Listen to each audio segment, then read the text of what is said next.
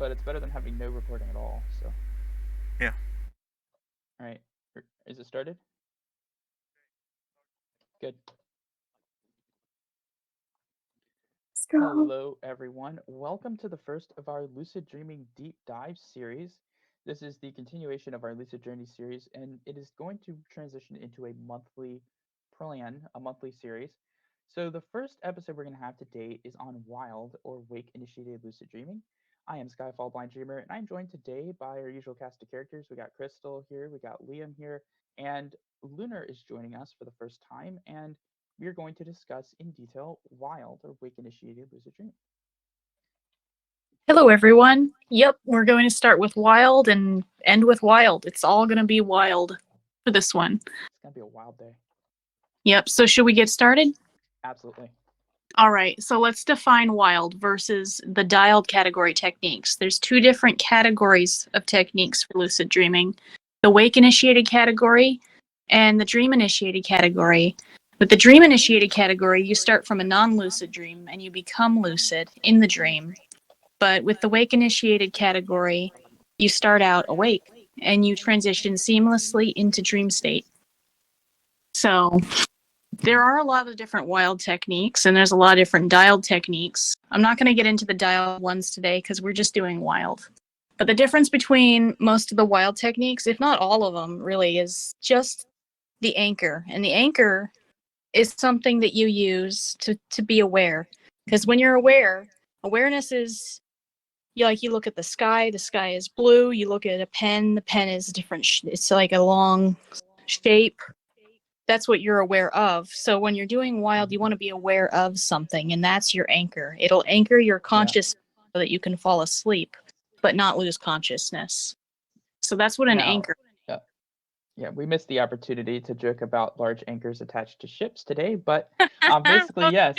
The goal is to stay aware as you're falling asleep, and think of it like a tether line to something. I mean, it's trying to keep your conscious awareness sort of active as you're falling asleep. It's often confused. People say, "Oh, you keep your mind awake as you fall asleep," but it's keeping your conscious awareness active and being aware of your transition into sleep. And so that's the big difference between dialed and wild is the conscious awareness transition. It's maintained awareness. You're maintaining your awareness from the waking state, transitioning through into a dream, into sleep. Whichever stage of sleep you just happen to be transitioning to, you maintain awareness as you do so. Let's think about wild. It's really a very comprehensive umbrella technique. Again, like all roads lead to Rome. In the case of wild, the quote unquote techniques are really just different anchoring methods, and they all lead to the same place, and they all sort of operate the same way. It's just using a different thing to anchor with, which is why I generally hesitate to call things like filed and stuff techniques, because they operate on the same principles and they do the same thing. It's just using a different anchor. Yeah, with the file technique, the finger one, that's just a movement. You imagine the movement. Yeah. So that's your with with wild or v wild. No, it's v wild. Yeah. Is where you visualize something. And there's a lot of different kinds of v wilds. There's in Tibetan dream yoga they use the lotus with the fire inside of it, and the flame symbolizes being conscious. And so they hold on to that imagery, or they use the tigles, which are different symbols. But yeah, those are all v wilds, just different visualizations. At the end of the day, really, the only thing that limits you in terms of what you can use as an anchor is your own imagination. You could use, again, anything that we've described. You could use types of external sensations. You could imagine yourself sitting in the aisle seat of a Boeing 737 about to take off from some airport somewhere. You can do that. I've done that a long time ago. But those are your options. Your options are basically limitless. They can be anything you want. You can be using a song in your head. You could be using an imagined scene. You could just imagining movement. You could be observing your sensory, sensations, tactile, visual, auditory, mostly tactile, auditory. But you could be observing in just about anything you choose. The goal with anchoring is to find that sort of balance. You'll hear probably too much awareness, you'll stay awake, too little awareness, you'll fall asleep. And then there's the timing about when you anchor for wild. And the kind of thing, wild is really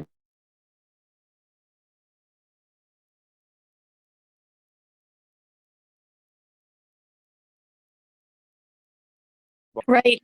A lot of guides, they mention the balancing, and I want to specify here that the balancing, it's not necessarily going to be a 50-50 balance where you 50% awareness, 50%. It's more like the lowest amount of consciousness you can possibly have on something. Like you're paying attention to something in your periphery. That works really well for wild because it's like if you imagine sleep as a veil, and you're a little mouse, and you want to fit your consciousness through a little hole, so it just slips by unnoticed. Because as you fall asleep, you start to kind of dip a little bit naturally. So if you can keep yourself aware during that dip with a very minimal amount of awareness, then you can slip past and stay aware as you fall asleep. So. Exactly. Yeah, so there's three. Oh, so there's three different timings and parts of the wild process too that are really important. Like Skyfall said, you want to anchor at a certain time, but anchoring is not the only part of wild, and there's three different steps, I would say, to the wild process, and you can do different things for different steps, and it'll help progress you through each part of the process just a little faster and easier. The first step is relaxing and getting yourself ready for sleep. So you don't need to anchor during that time. When you're just getting relaxed, if you just do the relaxation part first and then worry about the anchor after, it'll make everything a lot easier. So that's one of the things I want to emphasize in this, and we'll get into that. But we'll have the relaxing and then the anchoring.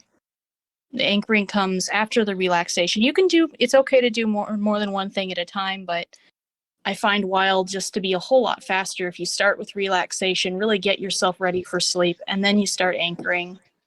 And then the final stage would be the sleep onset stage. And in that stage, one of the best things, most effective things, along with anchoring and relaxation, because you want to keep doing all three things, but the real focus at the third stage is dream formation and forming that dream. If a lot of the time that'll happen naturally, but if it doesn't happen naturally, there's things you can do to kickstart the process. And so, yeah, it is all about sort of that, being, how you sort of balance it out and do things.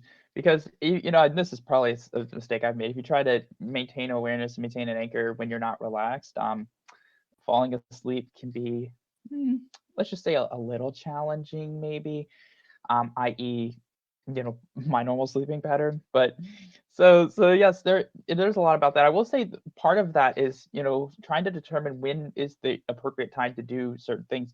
So relaxing and trying not to get like too relaxed and just fall asleep unconsciously. You can be focusing on that whole relaxing thing and trying to, keep yourself from overthinking, or try to make yourself physically comfortable and relax.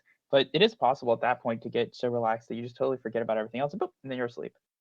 And so that's something too. So there's a good bit of practice and trial and error to sort of find out, okay, well, when is a good moment to switch to an anchor? And then also, one of the things I would really like to mention, in just underpinning all of like the first couple of parts of this and all up to sleep onset, one of the big killers for me has been anticipation.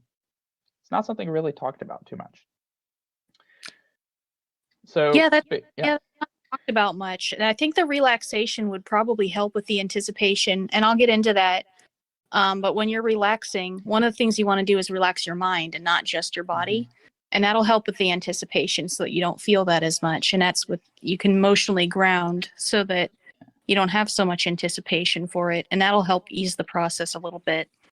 Yeah, that's something on a personal level that has been the biggest problem for me. And one reason I don't really wild too often.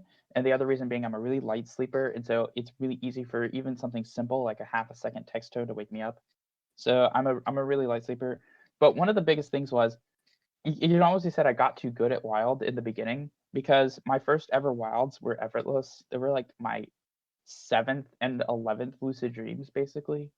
And so like 7, 8, 9, and 11 were some of my first ever wilds. Like several of those around there. No, I think it was like 3 through 7 and 11. But these were some of these early wilds that I have were really, really effortless.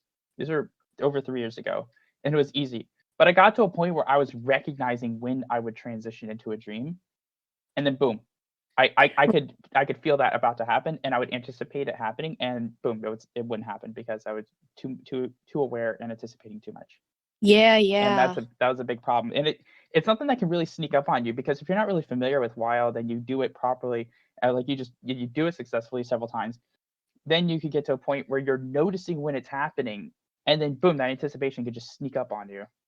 And next thing you know, you're failing again because you're That's actually able to notice when it's happening. Yeah, that tripped me up because my very first wilds were accidental, and I was doing wild for about 20 years without any trouble.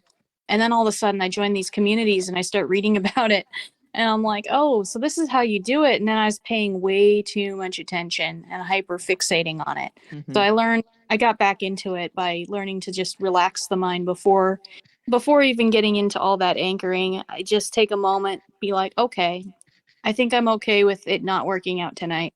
And strangely enough, that helps it a whole lot. And it makes sense because dream formation, wild is a dream formation technique. You're creating a dream from nothing. You're going from no dream at all to dream. So part of that is going to be using dream formation to create a dream, whether you're aware, whether you're doing that consciously or not, you're doing it on some level. And yeah, one of the major components of dream formation is grasping and aversion. They mention this a lot in Tibetan dream yoga. The grasping is the desire, the wanting, the anticipation. So if you can clear that away with emotional grounding, you're going to have a lot easier time. Mm-hmm. So let's talk more about like kind of relaxing and what you can and can't, or what you can do rather, what you should do. Obviously your sleeping position, it shouldn't be anything forced or unnatural. It should be comfortable for you. What you would normally do that's pretty comfortable. And this would include things like moving around and repositioning yourself, which a lot of people do. There isn't, one of the things, the common myths about wild is that you have to stay still for it. And the reason that's such a big problem for a lot of people is the relaxation aspect. It's if you are not relaxed and you're forcing yourself to stay still, you're actually working at counter purposes to falling asleep, because you are increasing tension and you're not actually relaxing yourself. And sometimes you need to move to be able to relax yourself. And so that's why, it's the whole staying still thing isn't really a thing, because you need to be able to do whatever you do. And for some people, maybe staying in one position is what works for them. And for other people, you need to move around a bit until you get comfortable. And Oh, if you don't do that, you're going to have a lot of problems. yeah, because you want to relax not just the body, but also the Mm-hmm. mind. And if you're worried about being perfectly still and avoiding the itches, then you're starting to create some aversion in your minds and some tension, like you said. And that's not relaxation. Nope, not at all. No. Mm-hmm. So So, stop worrying about that final exam you have next or tomorrow that you didn't study for. And oh yeah, that's another really important thing I found with wild is stop thinking about your daily life. Like yeah. you have, when you go to sleep, you'll probably have tons of thoughts going through your mind. And when you go to sleep just on any regular night, you're not even trying to do wild. Normally what helps you fall asleep is when you eventually stop worrying about all those things. So if you consciously tell yourself, yeah, I'm not going to worry about that right now, that's a good part of relaxation step for wild.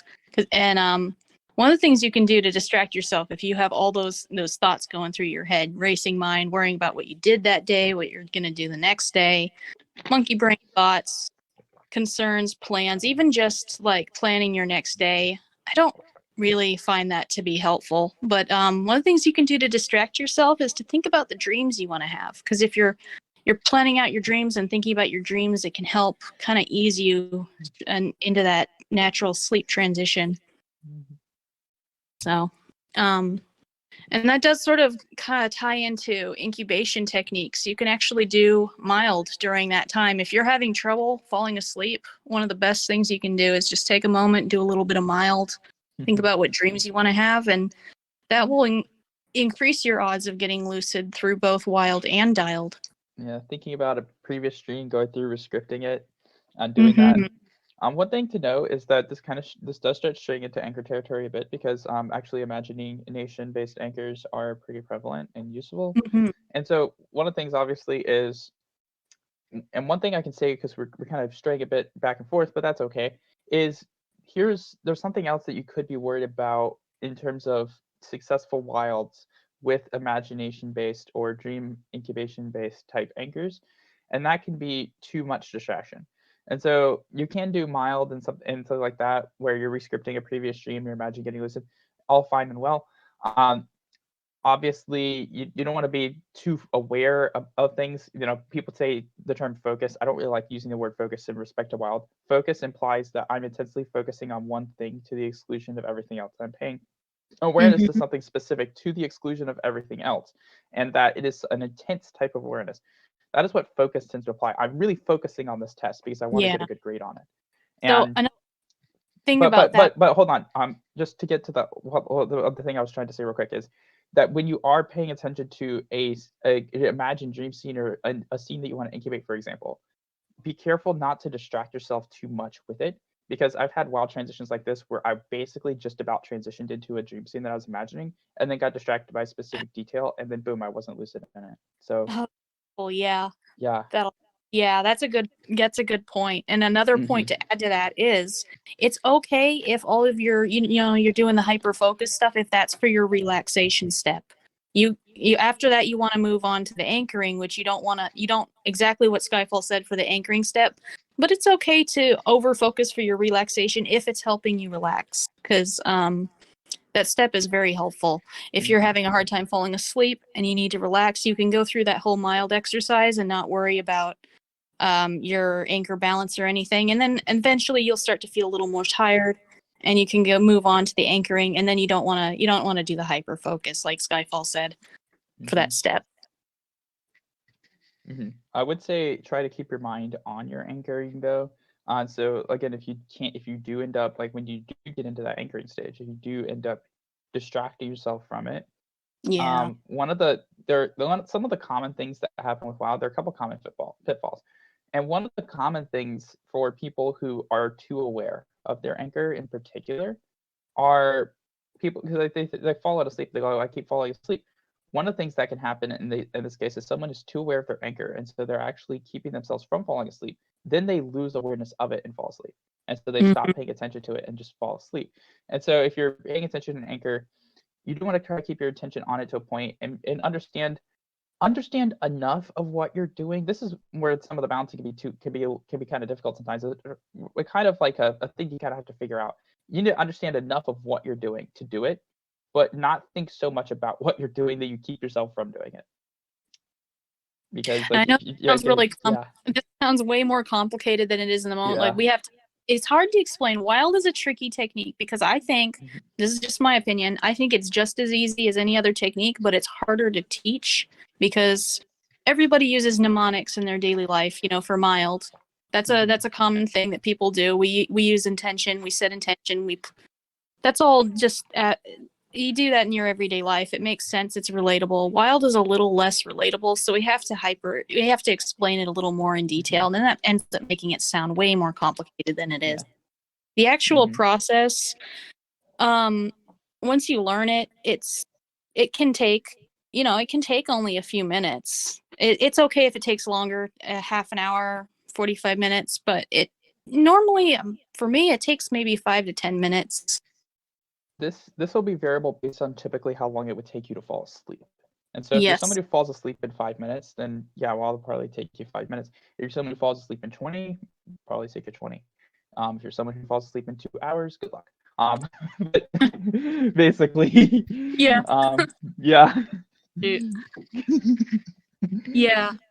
So, I want to get into, there's 2 different types of anchors that'll behave differently depending on the type of anchor. And those are, it's worth, it's worth thinking about these kinds of things, because when you're doing wild, you're transitioning from the physical reality to your mental reality. That's the definition of wild, is when you start dreaming, because normally when you're awake, you're seeing through your senses and your physical reality, and then your thoughts, your mental reality is inside your head. But when you do wild, an interesting thing happens. You fall asleep consciously into a dream, and the mental imagery in your head becomes projected externally, like your physical senses. So you're going to be experiencing that transition in real time. And so knowing when that transition happens isn't always clear, but you're going to learn how to identify it. And part of that is the anchor. The anchor that you use can either be one of two things. It can be a physical anchor in your environment, your room. You can be looking at a light, hearing a noise from a fan, touching a blanket. Those are all physical things in your physical environment. These are the things that are going to get replaced by your dream. The other kind of anchor would be a mental anchor, things inside your head, like you're imagining movement, you're imagining visuals, imagining sounds. Those are mental anchors, and those are going to persist into your dream.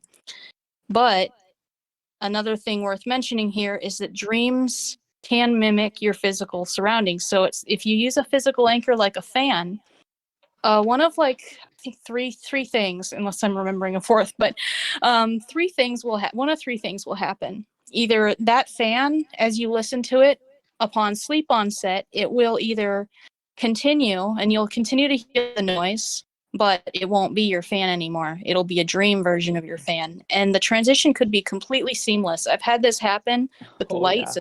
Yeah. I'm in a room, I'm asleep, fall asleep with Wild. I open my eyes in the dream, the lights are still on, and then I open my eyes and I wake myself up, for real, and it turns out the lights were turned off, but I wouldn't have known because I was dreaming about my room with the lights on, but it looked identical. So that's one of three things that can happen. The other thing that can happen is the sound, like the sound of the fan. If you're listening to a physical fan for your anchor, it could become distorted. And I've had that happen too. It becomes sounds, I've had it turn into music, other things like that. I'm like, oh, okay, I'm dreaming now because it changed. It's a dream.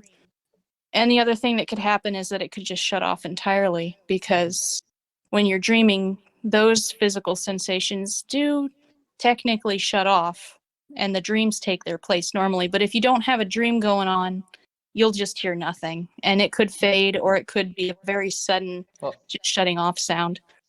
There is a fourth thing to note here. Oh, yeah. And the fourth thing is auditory incorporations or tactile incorporation. This is most common, at least in my opinion, with probably visual or auditory. So something out external to you that you notice that incorporates. This happens to me the most with sound. I've done this on purpose with falling asleep to music, actually. And so that is, let's say you're falling asleep with a sound, and you do transition into a dream, and the sound you were hearing incorporates into your dream. So for example, listening to music on my phone has incorporated into the old clock radio that I haven't used in over a decade, that does not even on my nightstand playing music, or music still being on my phone, or me having earbuds in, for example.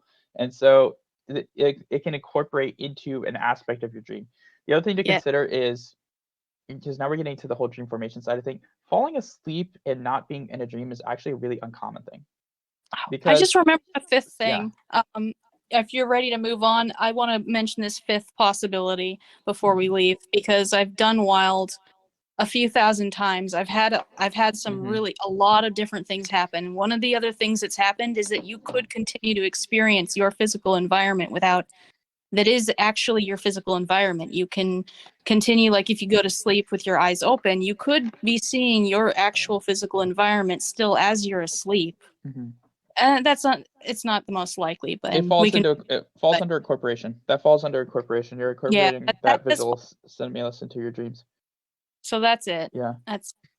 The other thing I will say is, because we talked about dream formation a little bit, because we're getting into, and we'll kind of wrap this up in a neat bow in a bit, but we're kind of segueing from one thing to another. But in terms of dream formation, it's not that common that you fall asleep and you're actually asleep and you're not actually dreaming. And one of the most common things for me when I've done Wilds in the past is that I transitioned into a dream that is basically the exact same as a false awakening. And it's a false awakening and everything except that you didn't just wake up, you just transitioned into a dream that replicated your external environment. And to me, I think that's the most common if you're using external anchors. So if you're using a tactile or auditory sensation or something like that, that's external and you're incorporating that, you're paying attention to it, being aware of that external thing as you fall asleep.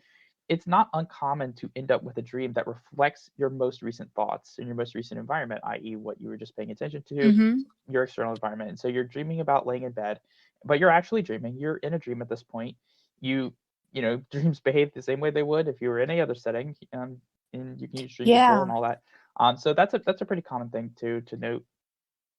Oh yeah, definitely. that's like the most common one for me especially when I'm paying attention to a physical anchor. And I think that's a lot more common than people realize. I think a lot of people succeed with wild and they don't even know it. They fall asleep consciously, they dream about being in their bedroom, and they think, oh, well, I failed. Still in my bedroom, no dream. I do think it's one of the biggest misconceptions in terms of wild, because everyone sees wild as, oh, well, I'm going to transit into this dream and I'm going to see this scene form in front of me. And it's going to happen this particular way, because a lot of wild guides will say stuff like that, when they totally discount one of the most common things that can happen. And it's kind of like with SSILD, getting false awakenings. It's a similar thing to that, if you're using an external anchor. And so it's one of those kind of things that people just typically, I don't think, are aware of too much. They can end up in that kind of a dream environment and they think they're still awake. And so that is a pretty common thing. Obviously, you can also have those dreams where you transition to a completely different environment. That does happen a lot too. But you totally discounting or ignoring the false awakenings could cause you to fail when you thought, could cause you to not notice when you've actually succeeded.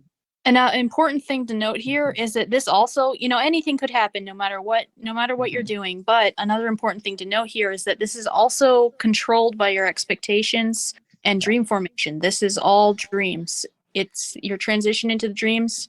It's all dream formation. So your intention will have an influence on this. Mm-hmm. So let's go through the whole process a bit now, from relaxation to anchoring. And we did discuss Hypnagogia, so we can discuss that here. Going through that whole process to, the sleep onset side and what could happen. Let's kind of go through that whole process. We should probably touch on Hypnagogia. Yeah, probably. Yeah, because Hypnagogia is something where a lot of people don't realize it is technically a dream. A lot of times it's referred to as hypnagogic hallucinations. But it is basically the same thing as dreams, so you can control it. It's dream formation, and it's like a little baby dream, and it's starting to form. And a lot of the time, it'll start out as static, like just static noise, a sudden sound, a visual or something. And if you're having problems with Hypnagogia, a lot of time it's useful. It's very handy. You can use it as an anchor. And it's mental anchors. It's one of the best mental anchors. But if you're having problems with it, one of the things you can do to fix it is either learn dream control and use dream control in the moment, or incubate using mild or whatever other technique you want to use to plan out your wilds ahead of time by rehearsing it in your mind. Imagine what it's going to be like to do wild. Imagine what it's going to be like to have hypnagogia, and that'll have an influence over your actual experience. After I read all these wild guides and stuff, I started having the most obnoxious hypnagogic sounds. It would just be this loud thumping, and I was like, "Oh my goodness, this is the most annoying thing." And then I got used to it, and it started becoming an expectation. So in order to fix that, and it was very easy, all I did was I just imagined getting the hypnagogia. I can't pronounce that, hypnagogia. And I just imagined the thumping turning into something else and being quieter and softer. And then I imagined it not being there at all, and in the moment and ahead of time, rehearsing it ahead of time. And that fixed it. Yeah, hypnagogia is basically occurs. It's a transitional state. You're transitioning from being awake to being asleep. There's a comparable state, hypnopompia, which is the same thing, transferring from sleep to wakefulness. And so what's happening in this state is you're transferring from processing. So our minds see reality through a mind model. Everything you experience, my voice that you're hearing right now isn't actually me. You're hearing a translation. Well, to be fair, I'm talking into a microphone, which is translating what I say into electrical signals, which is then being translated to radio waves, which then goes to my router, which then becomes another electrical signal, bounces all around the world to do the internet, comes to whatever you're using for your computer, is translated into audio by your speakers or headphones. Then it goes into your brains, translated back into electrical signals, actually through vibrations in your inner ear, then becomes an electrical signal, then goes to your brain, and it's interpreted as the sound that you're hearing. And so you're getting quite a few different translations off of the original here. And I think it's kind of the point to note that when awake, what you're experiencing is a mind model. But when you're transitioning into a dream, you're becoming less reliant and less observant of those external senses. And so as your mind is developing this sort of model of your experience, you're becoming less observant of your physical senses. And so you start generating content in its place. It's the same thing like for someone who's put in a sleep deprivation tank, they can hallucinate and have sensory hallucinations. And in that case, not sleep deprivation, excuse me, sensory deprivation tank. Sleep deprivation is something completely different. Sensory deprivation tank, Some people put in that it's designed to basically deprive you of your senses, and people will hallucinate in that environment because they don't have those external senses informing them of what they're experiencing. And so the same thing is kind of happening here. You're transitioning into a dream, you're transitioning to sleep, and you're having these sort of hallucinations because you're transitioning from how your mind is sort of processing and perceiving data, and it's going into fabrication of its own sort of environment. And so these are extremely malleable, just like dreams are. The awareness balance does kind of matter here though too, in terms of like if you're trying to do too much with the hypnagogia in the moment. I've noticed from my experience that trying to do too much with it can keep me from falling asleep. I kind of see controlling hypnagogia like directing the flow of a river. When I'm controlling hypnagogia, I'm not trying to specifically tell it what to do, but I'm trying to guide it in a direction that I want it to go. Yeah, the hypnagogic stage is not really a dream entry. It will evolve into dream entry, but I mean, give it a few seconds, give it a few minutes. It's still working on it. And I want to make a point here that this is not the same thing as sleep paralysis. A lot of the time people mistake the hypnagogic stage for sleep paralysis because of the hallucinations and because sometimes your body can go a little numb. But this is pretty different from full-blown sleep paralysis, which doesn't normally happen at the beginning of the night, especially not for people who don't have chronic sleep disorders. Also, sleep paralysis does happen either in the hypnagogic or hypnopompic states for the people who do get it. And so that's another way it can be kind of confused, because the hallucinations actually are kind of the same in the sense that they are hypnagogic and hypnopompic hallucinations that people with sleep paralysis experience, because they are experiencing that during their hypnagogic and hypnopompic conditions. So that's another thing to notice. But sleep paralysis itself isn't a common thing for most people to experience. It is, in fact, a kind of a sleep disorder. It's not really a normal thing. Some people have it, and some people are prone to getting it. About 10% of the population is kind of prone to it for the most part. Not a really high percentage of people. So I did have that for many years, and I managed to use lucid dreaming to resolve it after several decades. But one of the differences I've noticed between the hypnagogia and the sleep paralysis is that the sleep paralysis, the hallucinations are much more solid, whereas hypnagogia, you might get some static, you might get maybe a few figures or something, some solid object here and there. But with sleep paralysis, it's much more fully formed. Like instead of feeling static, you might feel a solid hand, or instead of seeing lights, you might see a figure. So sleep paralysis tends to be a little bit more deeper into the dream than hypnagogia.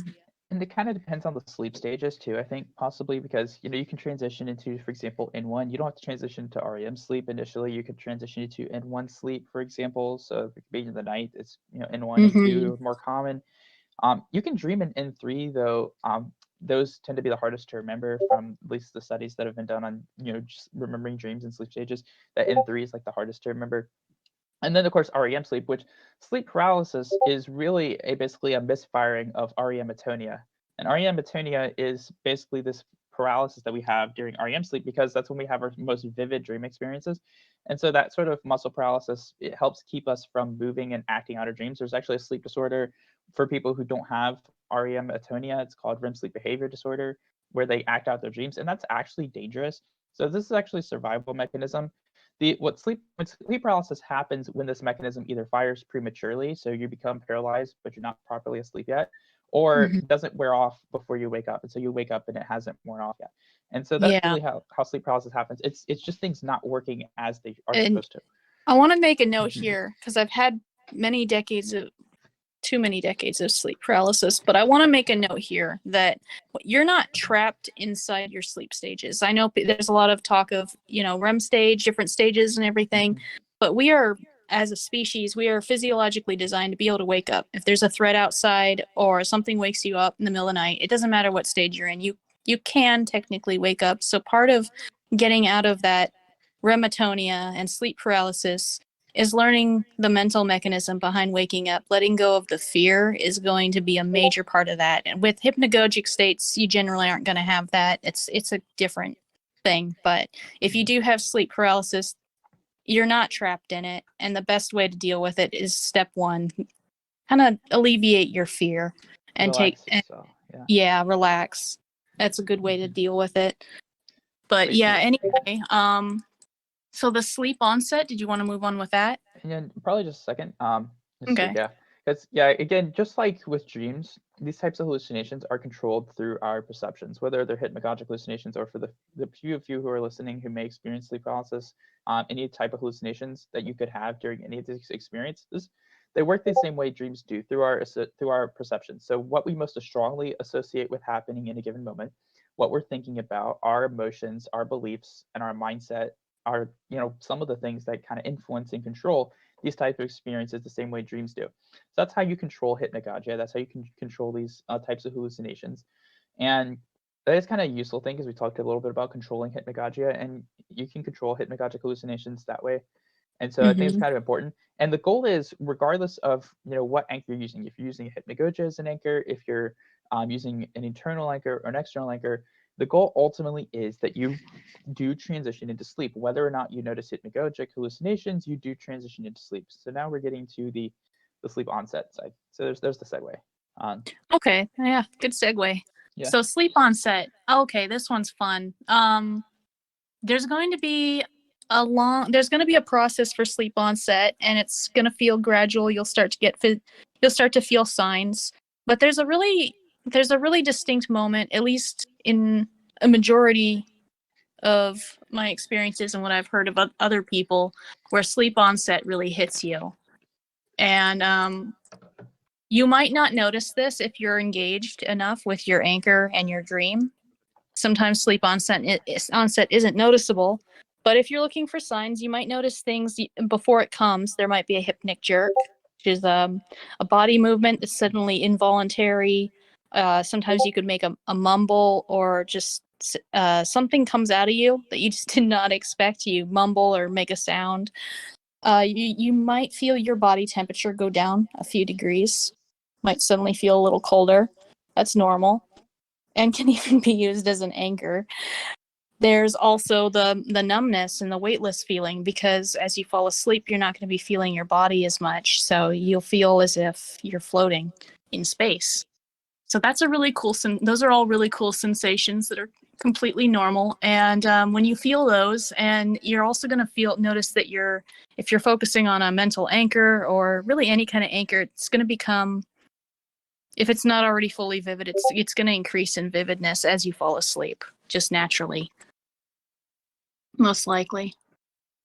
Mm-hmm. So.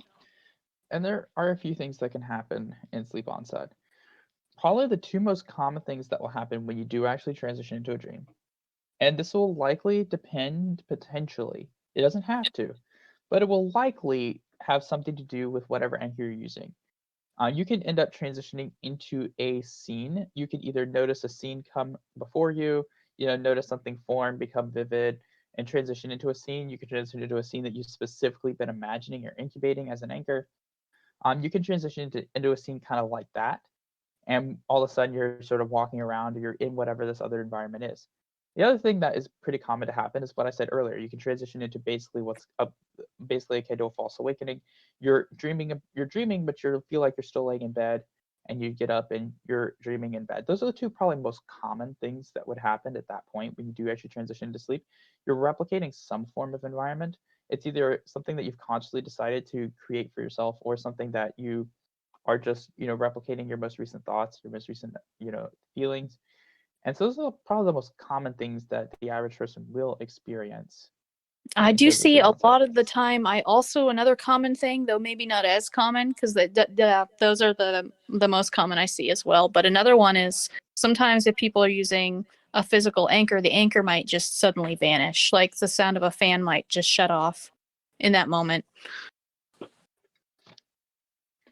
So yeah, that's something to expect. If that happens, you can either you can turn your attention to a different anchor, and it's not a problem if you switch anchors partway through Wild.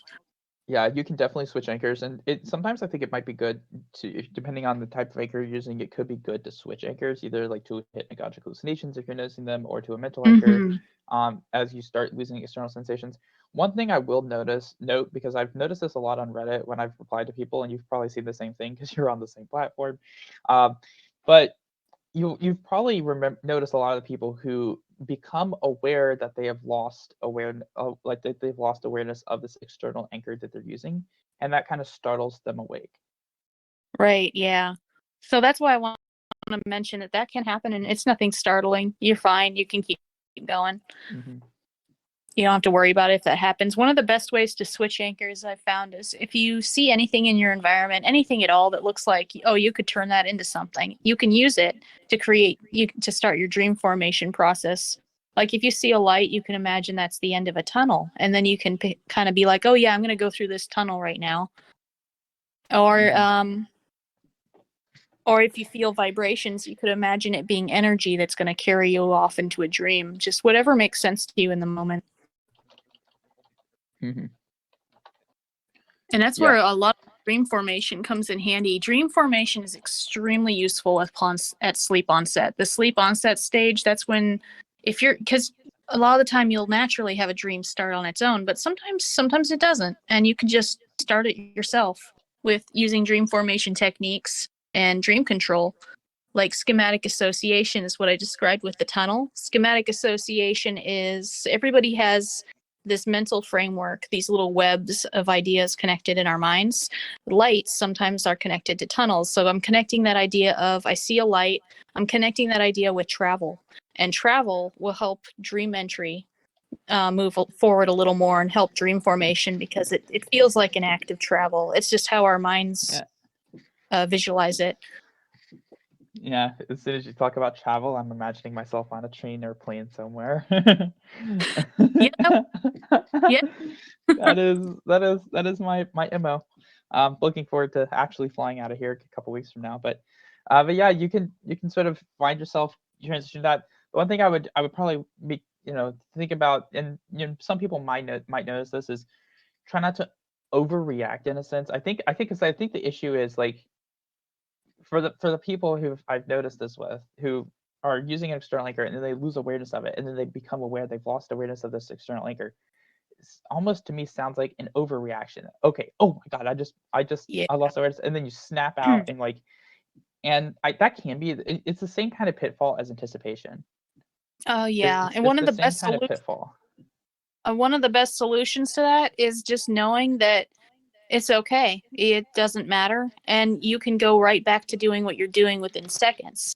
I've had a lot of experiences where something I've realized with wild is if you wake up during wild process, it's easier to do the second time, and then if you wake up again, it's easier to do the third time. It's you can go into these loops where you're repeatedly doing wild. I've done them like 5 or 10 times in a row, and it just gets easier and easier every single time you go in and out of it. I do think that could vary, and I do think this might be a subjective thing that can vary from sleep experience, because I've noticed the opposite actually. Because when I get startled awake, I end up basically going back to where it'll take me another probably 15-20 minutes to fall back asleep. So it doesn't actually really get easier for me. Well, that's the key word there is startle. If you wake yourself up too much, that's definitely gonna be different. But the key is to recognize that you can keep wilding, and that'll help remove the startle if you tell yourself ahead of time and recognize that it's okay, and you can just go right back into it. Yeah, and that'll help reduce startle reaction. The startling effect is a big one for me on a personal level, because simple changes in my ambient environment can startle me. I mean, that's a natural survival mechanism, and I can't see what's going on around me. So, what am I most sensitive to? My ears. So I sleep on top of the garage. If someone opens the garage door while I'm attempting wild, that's a pretty startling thing. Someone calls me, someone yells, someone texts. One of our 4 dogs starts barking. Those are usually pretty loud noises. So that's a pretty startling thing. I've had to work on that too recently because we got a new dog, and she's sleeping in the room, and sometimes she wakes up and I get startled. So one of the ways I've worked on that, and I've gotten a lot better, is to just plan ahead of time and tell myself, yeah, that's going to happen, and I don't have to be startled for it. The more you prepare for it, like if someone is like they blow an air horn in your ear, that's startling, but if they tell you they're going to do it ahead of time, it's a little less so. So yeah, if you tell yourself before you do wild, okay, yeah, I might wake up and I don't need to be startled by that. It might help a little bit. Yeah. Perhaps I'll have to see that. Yeah, it's not even just wild, just falling asleep normally. That's a problem for me, Sue. So, yeah. So other things you can do. Oh yeah, another good one is to use. You can imagine portals, and there's lots of different ways because portals make sense to a lot of people. If you've ever played the game Portal, that's one you can use. If there's other games that you're used to that have portals in them, or movies you've watched, you can use all of that. Doctor Strange. Yeah. So yeah. Should we move on to pre-wild setups? I think so. By the way, we are clocking in at 2:47, and we have 30 in the audience. All right, nice. It looks like we don't have a whole lot left to go. No, so let's go ahead to the pre-wild. I mentioned incubation before wild, and basically that's where you plan out the process that you want to have. If you're having any problems in the wild process, no matter what the problem is, it can help to imagine yourself not having that problem before you do wild. And that will help with if it's a dream related issue, if it's especially an issue related with the sleep onset stage, then planning it ahead of time and just telling yourself, okay, yeah, I'm going to have this is going to happen instead. That can help a lot. And then when to perform wild can also have different effects on the process. If you're performing wild with wake back to bed, that's usually the recommended. And that's that will make the relaxation. One of the reasons I think that wake back to bed helps a lot is because it kind of reduces the need for the relaxation step. You're already tired, you just woke up. So going back to bed is a little bit easier. You don't have to worry as much about that, which likewise means if you're doing wild at the beginning of the night, which yes, that's possible, and not a whole lot different, but you're probably going to want to do more relaxation, especially if you're not tired. Anytime you're not tired, you want to emphasize the relaxation step to get yourself wound down. So yeah, the beginning of the night with wake back to bed, daytime naps is another really good one. And again, one of the reasons those work so well is because normally we take naps in the daytime when we're tired. Anytime you're tired is going to reduce that relaxation step. You don't need to relax as much. You're already relaxed. So then there's from sleep paralysis. For those of you who do have sleep paralysis, this is probably going to be the easiest time to ever do wild. And you basically can skip. Most of the time, you won't even need to do the relaxation step. You're in sleep paralysis. You might not even need to do the anchor step. You can just go straight into dream formation.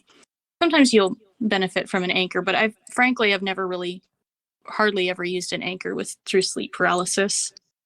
And then there's also, you can wild inside of a dream, which is technically not wild. That's technically a dialed, but it can still get you lucid. I have done this before, and it's freaking hilarious, okay? It is funny as heck to wild in a dream, and to think, oh my gosh, why won't these people around me stop talking so I can fall asleep? Oh my god, dream. It's hilarious. Oh my goodness, it is freaking hilarious, okay?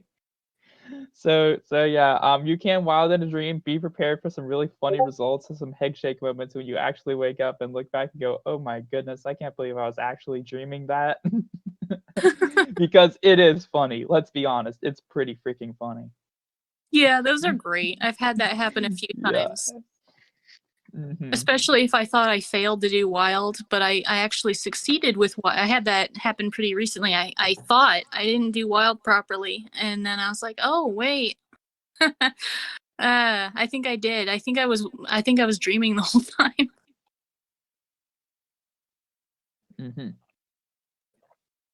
Anyway, people laughing. Alrighty. Final thing is combining. Oh, one more thing. Combining wild with other techniques. I know we already mentioned this, but if you're doing wild with mild, generally you'd want to do mild first, or use a hybrid technique such as SealedOrion. Yeah, SealedOrion. We've talked about SealedOrion before. Yeah, And Yeah. again, just going back to like the difference between dialed and wild techniques in why you might do something like this is a dialed technique. The goal is to either use a perspective memory, so your intention, your ability to remember something in the future, or your awareness, or both, to help you become aware inside of a non-lucid dream. Whereas wild involves maintained awareness through transition into a lucid dream. And so, in terms of combining the two, you're basically trying to create a basically fail safe for yourself. So the goal with that is that, so if you're doing mild and then you're doing wild, you're setting this intention, you're rescripting a previous dream that you've had and imagining getting lucid and going through the steps, and you're setting that intention to notice that you're in a dream. And when you do wild, you're also trying to maintain your awareness. But if you fail to do so and you do end up falling asleep later, you, one, should be at a higher level of awareness than you otherwise would be had you not done wild, for starters. And two, you would also then have that intention as a backup for you. You can notice something out of place and then notice that you're dreaming. And so that's kind of one of the main reasons to do that, is to give yourself sort of a second chance to get lucid. That's really the main thing.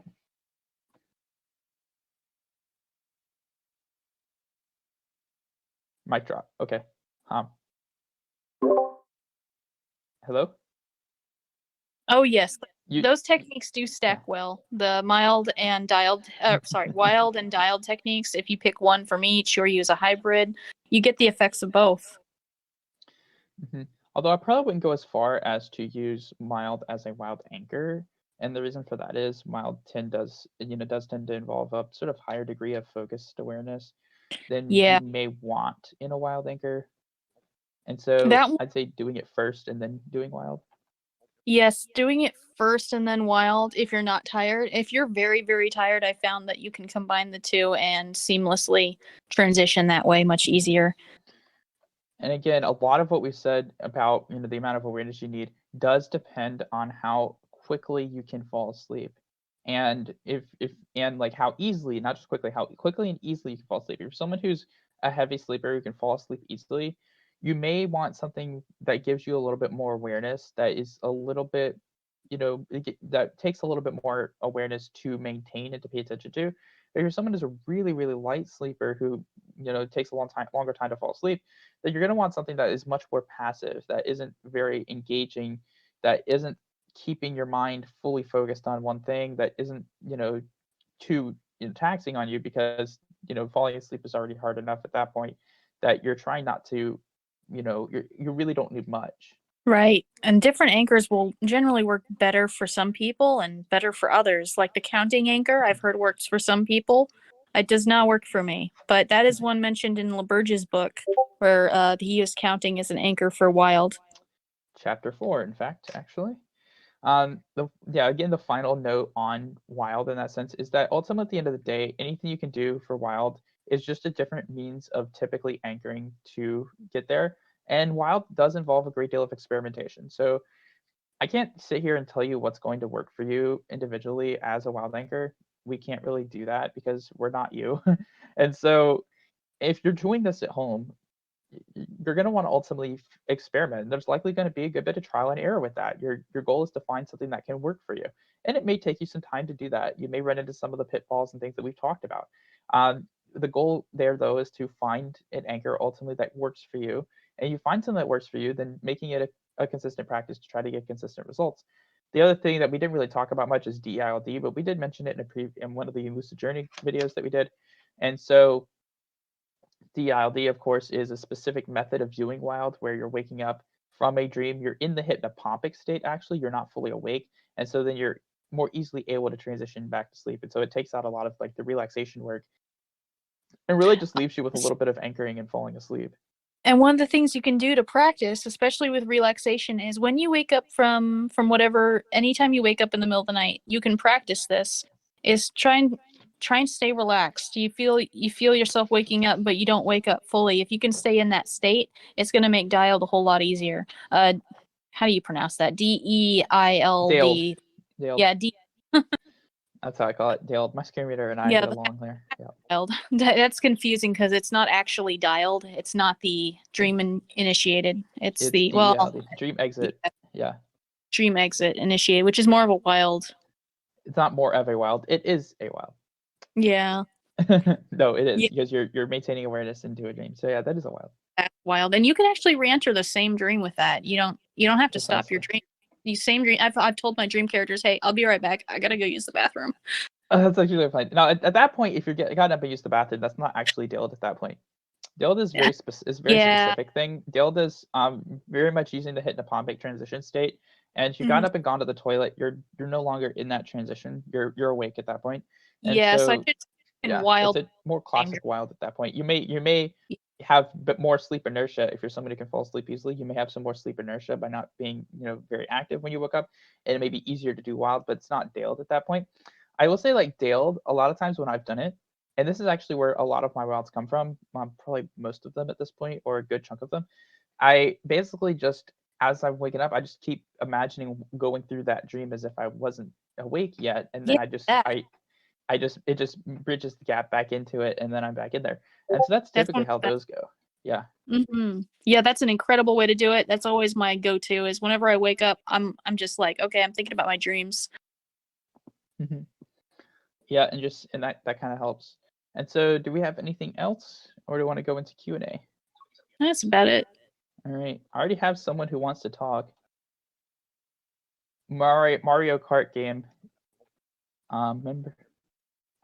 Member with roles, and they didn't show anything. I'm going to invite them up. We are going to have we are going to have our Q&A. Let's see. Good presentation, by the way. I wasn't listening like 100% of the time, but it was like really good. So great. So I have a question. Like, how do I lucid dream? You become aware that you're dreaming while you're dreaming. I just don't know. This is my first time lucid dreaming. Oh, is this your first? Are you new here? Yes, I'm new. When did you join us? It was probably like yesterday, cause dang. I watched y'all on YouTube, so I clicked on the Discord link and then I joined. Welcome to the Dream Cafe. One thing I will let you know in advance is, unfortunately, a lot of what is on YouTube with respect to lucid dreaming has a lot of inaccuracies to it. And so the first thing I would generally point you to learning lucid dreaming, because you basically just ask the question of questions.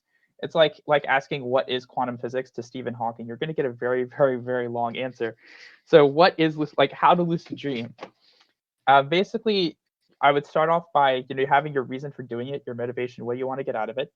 Then learn dream recall. So be dream journaling, setting intentions to remember dreams before bed, reviewing journal dreams before bed, then dream delving immediately when you wake up. And then research techniques. So, daytime awareness techniques like SAT or sporadic awareness technique, and night practice techniques like mild, SSLD, and wild, which we have discussed today. And then once you've decided on a routine, practice consistently for at least a month before switching techniques, because lucid dreaming is skill training. And so techniques aren't recipes to give you immediate results. Techniques are ways to train elements that are related to the skill of lucid dreaming. So you're either training your awareness, you're training your perspective memory, your ability to remember things in the future, or it's usually one of those kind of things. Your awareness, your critical thinking, your perspective memory. It's one of those things you're typically training. And so we have a great resources channel. I would really advise you go and read what we have in there. There's a lot there. You don't have to do it all in one day. Take your time and take some time to learn it. This is a skill training process, so it's probably take some time. And if you have any questions about anything, feel free to ask. I will say you're probably going to end up unlearning several things that you have learned already, just because there's a lot of inaccuracies on YouTube, and that can't be helped because it's already there. So I will just say that up front, that there's probably going to be a lot of things you thought you knew that turned out to be incorrect. I don't know exactly which videos you watched. I just know that there's only a small number of them that are properly accurate. So there's a really good chance you've run across some common misconceptions. Okay, but here's the thing. I want to lucid dream, but I'm scared that I will have sleep paralysis. You won't. Have you experienced it at all in your entire life since now? No, it's my first time trying to lucid dream. Well, your likelihood of experiencing sleep paralysis isn't based on lucid dreaming. It is a thing you're either prone to getting or you're not. No lucid dreaming techniques cause or require sleep paralysis. That's one of the most common misconceptions that I was mentioning earlier. I just made my list about lucid dreaming and what I could do in my lucid dreams. Okay. I just made a list. Awesome. That is a good thing to start with, having a good idea of what you want to do, what you want to get out of it, maybe some goals that you want to accomplish. And again, there really is a lot to learn here, and I don't think I can answer it all here today, just because if I wanted to, I'd be talking for another 2 hours with you probably. So there is a lot to take in, and you don't have to rush it. Take your time, read what we have in resources. If you have questions about anything, if you're having trouble understanding anything, ask. You will get an answer, and just take your time with it. You don't have to do it all in one day. No one's expecting you to do it all in one day. So just take your time, learn at your own pace, and ask any questions you have about anything that you're reading or learning about. Oh, I know, because what time should I do? Because my time here is 2:02 p.m. So what time You're in should I do Central. it? You're in Central Time. Well, I would recommend researching during the day, obviously, because whenever you have free time at your disposal, that's time you could be spending learning lucid dreaming related stuff. And then you can practice daytime awareness techniques during the day, like sporadic awareness technique. You can practice that during the day. So that's something you could learn to do pretty easily. Dream recall. So before bed, you would review your dream journal. You'd set intentions to remember dreams. If you don't have a dream journal yet, then you can't really do that step, but you can do that once you start getting one. Then when you wake up in the morning, you do what's called dream delving, and then you journal your dreams. Both of those are discussed in the resources as well. At night before bed, you can do techniques like mild or wild SSLD. Also during awake back to bed or a nightly awakening, you can do those as well. Again, we have information and resources for all those things. But that's the thing, I don't remember my dreams. But you can go from remembering none to remembering, how many, we dream like 4 to 6 times a night. Dang. We do. Yep. You're dreaming 4 to 6 times a night. You're just not remembering them. Just like you can Oh, go from not just like someone who's never played football before can become a starting quarterback. They didn't do that overnight. They trained themselves to get to that point. Every Tom Brady started by never having played football before. How do you think they got good at it? oh, By practice. They practiced, all they right. trained, and they got good at it. So you can do the same thing here. Just because it's a mental skill, it doesn't mean it's any less of a skill. You can learn dream recall. You can train yourself to remember your dreams. It is a doable thing. I'm gonna practice later whenever it's nighttime. I'm gonna practice when it's nighttime. I'd really recommend reading up first because there is a lot to learn. And so Wait, again, if you have questions, feel free to ask any specific questions. so where'd I read it? So you see up at the top, you see the resources channel section up at the top of the server. It should be, I believe. Hold on.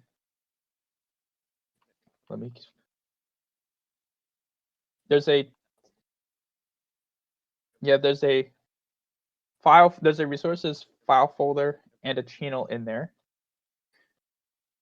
So you go into that channel.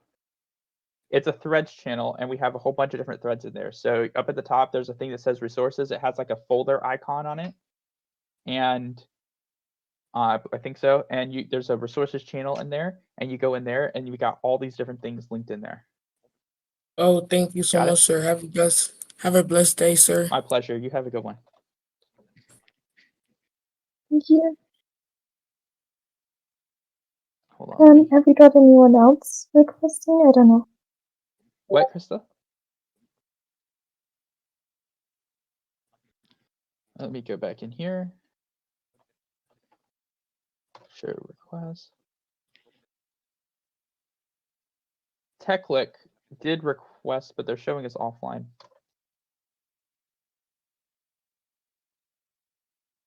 Did they count on stage?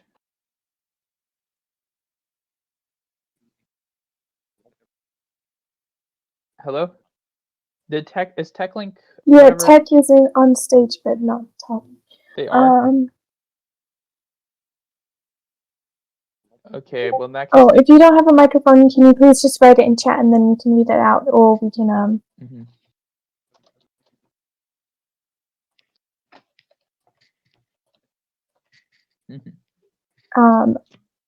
you could get someone else on stage. Yeah. If you don't have a mic, don't raise your hand ideally, because it's just kind of pointless. Yes, raising your hand is specifically for people with microphones to come on stage and ask questions. Okay, I invited the next person. Hi. Hello, welcome. Thank you for joining us today. What would you like to ask us? No problem. So, just to preface, I'm a little bit ill. So if I sound off, that's why. I've been lucid dreaming for about 1.5 years now, and I've been really enjoying it. It's a bit of a weird sensation, but I've been enjoying it. But since then, I've had some complications, and now I sleep with basically a fan which rattles around, and I also have to sleep with rain noises by the side of my bed. How is that going to affect my lucid dreaming, and is there any way I can use that to help me lucid dream? Okay, so first off, thank you for joining us today. Hope you get better soon, and good to hear from our friends across the pond. Also, as far as the thing that you're sleeping with, one thing I will say is if it can affect sleep, it can affect dreaming in good or bad ways. But also, if you can sleep, you can lucid dream. So if you can fall asleep with that stuff, then you can lucid dream with it. For example, you could use some of those noises as an external wild anchor, as we talked about earlier. In fact, Lunar was mentioning using a fan as an example of a wild anchor. So you can use those as wild anchors. If you're not doing wild, as long as you can fall asleep, you can just ignore them. But if you are doing a wild, you could use one of those as a wild anchor. The question that I would be asking myself if I were you is, can I fall asleep with these things?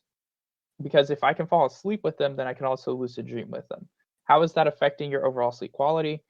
If you're not doing a wild technique or a wild anchor, can you fall asleep? Can you do whatever other technique you're doing and then also fall asleep? Like mild or SILD, for example. So those are the questions that if I were you, I'd ask myself. You can still lucid dream with that. I don't know what your routine has been, so I can't really comment on what you have done for lucid dreaming, but you can definitely still do it. Cool. That's it. Thank you. Awesome. Cheers. Get well soon. Okay.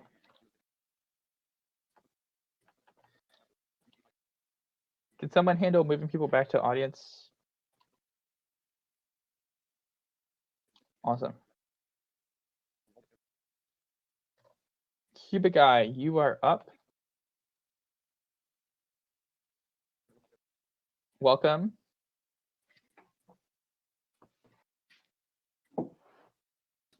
Oh, hello. I have a few questions about lucid dreaming.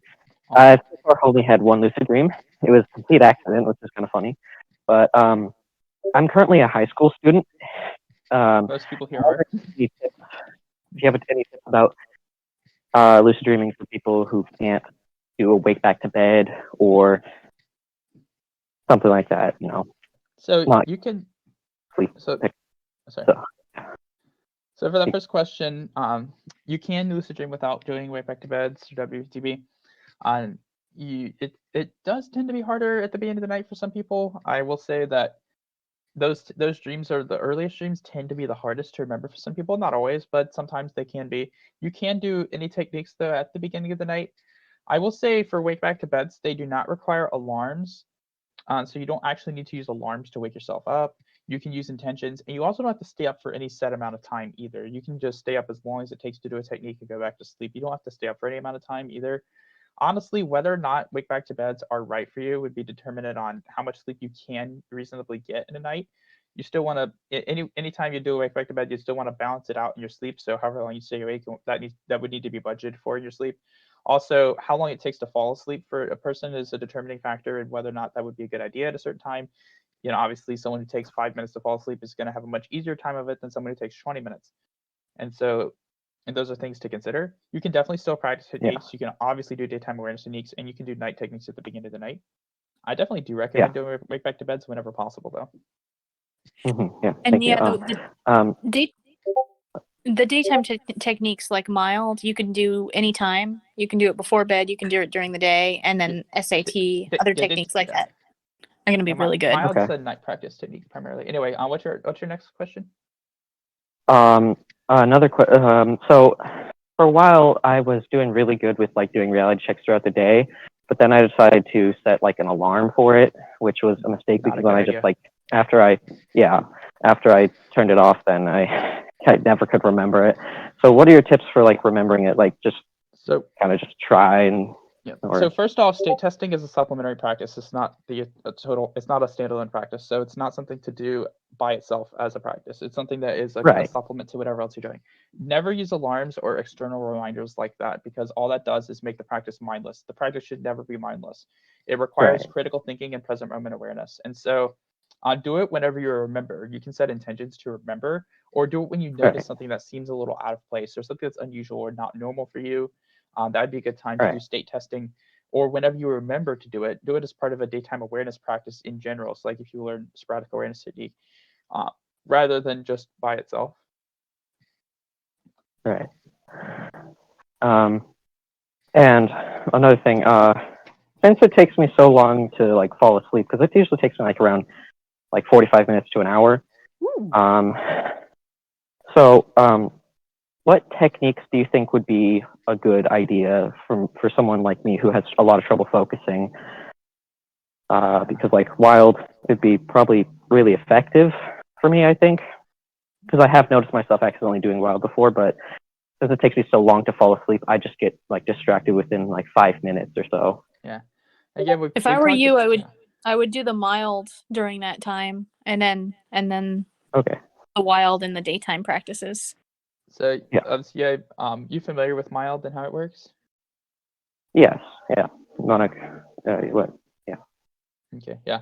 Because I just want to make sure, because I don't know where you've learned it before, but there are a lot of misconceptions around it. So. Right. But yeah, you can do that. You can do that for like 20 minutes or so, or until you feel like you set an intention. You could always try wild afterwards. Again, we talked a bit about wild here. Is it shouldn't be something that you intensely focus on. And I'm a light sleeper myself, and so intent and focus is not the right word really for that. It's more you're maintaining an awareness of something. But again, when we talk about the anchoring step, that comes when you've already kind of relaxed a bit. So it'd be closer to when you would typically fall asleep, not something you're doing the entire time. Yeah, that makes sense. What I mean by getting distracted, I kind of like my mind just goes off on a lot of tangents, and I just know what that's like. lose my intentions. Like, what's my last question? I haven't done this before, but I have heard meditation recommended for something like this. Yeah, I have tried that before, and it did help a little bit. Yeah. There's another thing. And another thing. Oh, you go. Oh, your mind wandering. It's okay with wild if your mind is wandering, as long as you're maintaining awareness of what your mind is wandering to. Okay. Yeah. That should help, I think. And my last question, do you have any tips for like recognizing a dream? Because the one lucid dream I did have was extremely unrealistic and like perfect spawning grounds for just reliving that dreaming. So what are your tips for like things to look out for? So maybe first off, remembering your dreams, obviously. Right. And then that's one of the cool things about wild is it's a really good way to go look through and find dream signs. And I'm not just talking about the recurring ones either. I'm just talking about any dream sign. So dream sign is anything out of place in any way. So if you go back through a previous dream, you should be able to find some dream sign, something that wasn't completely normal. Like, for example, hearing a whole bunch of British accented automated announcements in an American airport, for example, isn't exactly a really what? Oh, I was talking about a dream from last night. But basically, find something that's out of place in some way.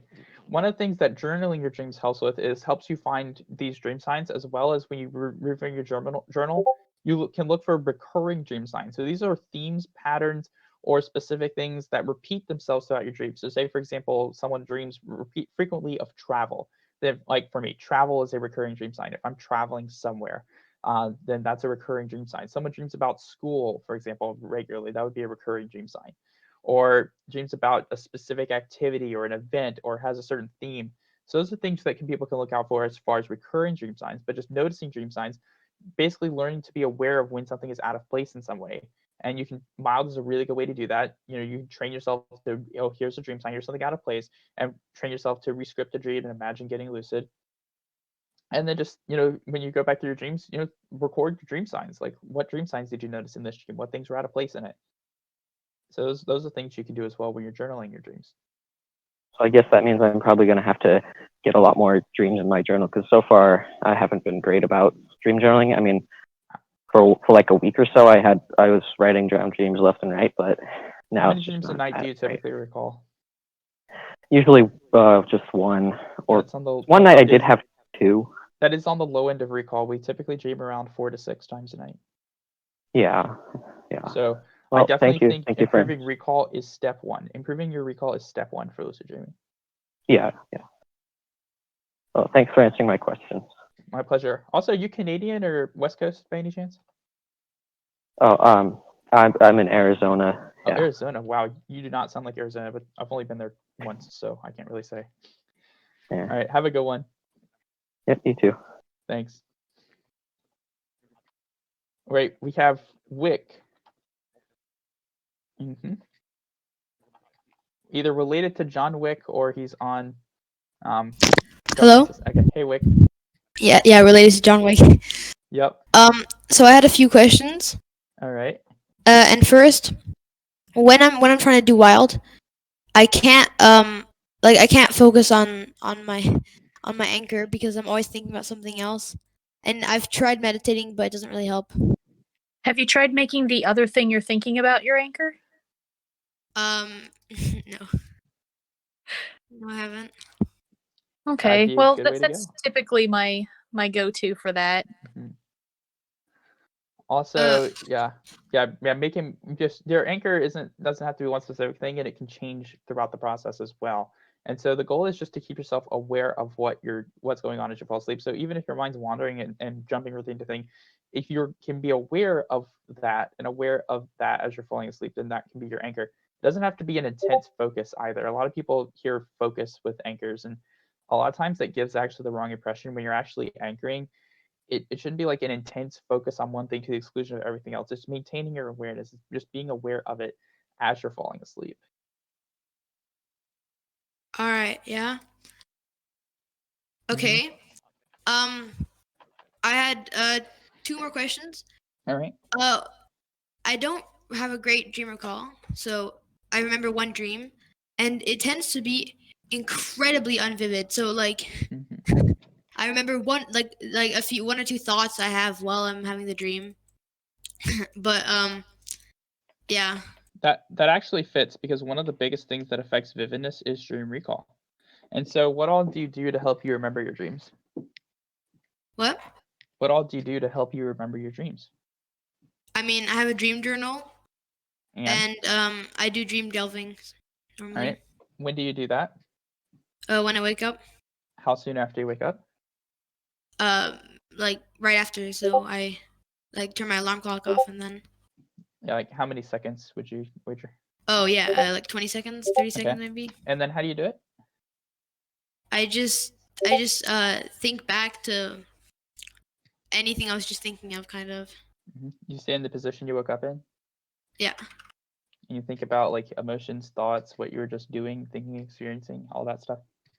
Okay. Do you review your dream journal before bed? No, I didn't. No. Do you set intentions to remember your dreams before you go to bed?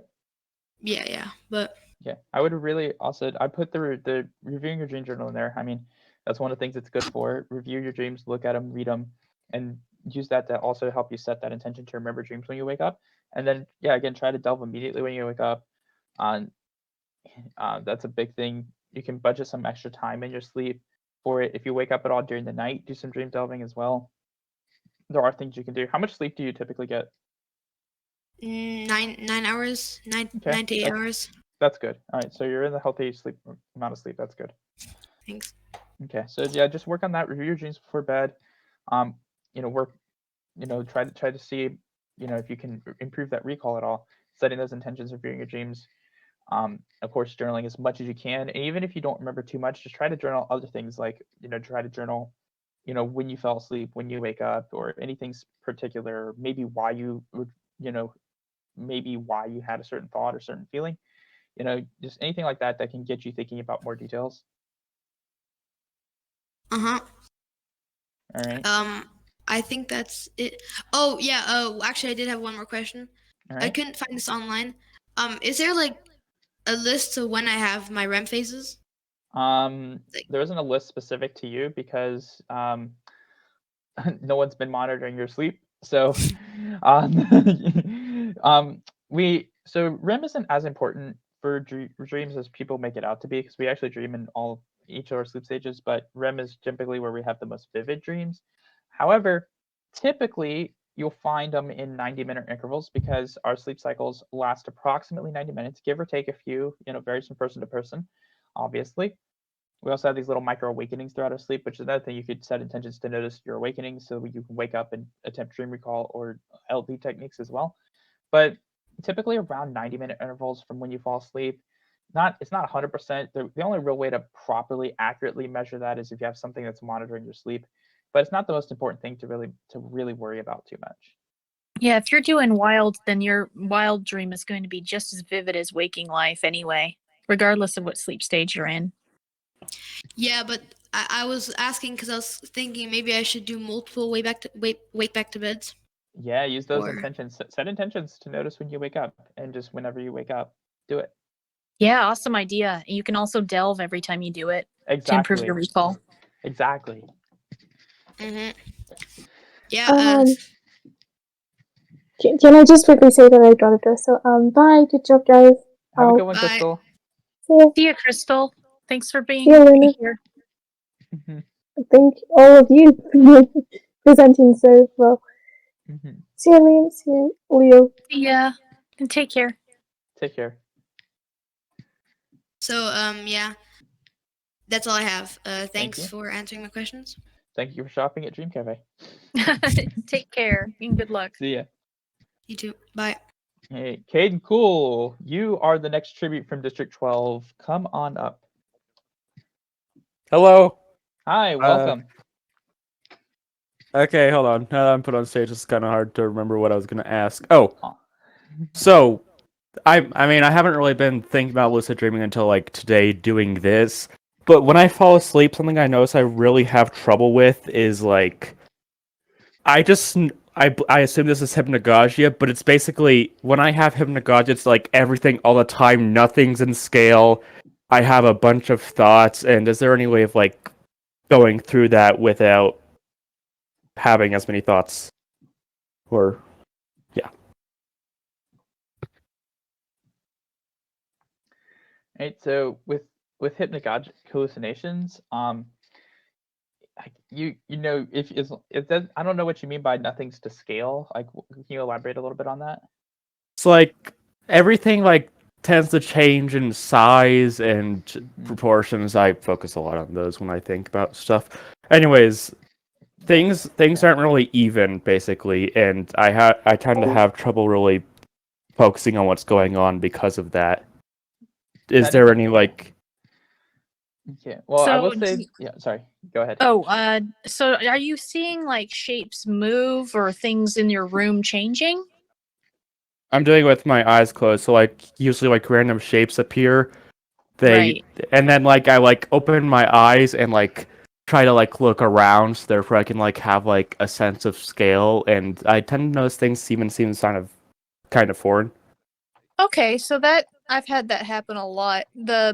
Can you try morphing those into a dream, like imagining them one of them morphing into like a portal? I mean, I've tried like changing their shapes. They're just like really unpredictable though.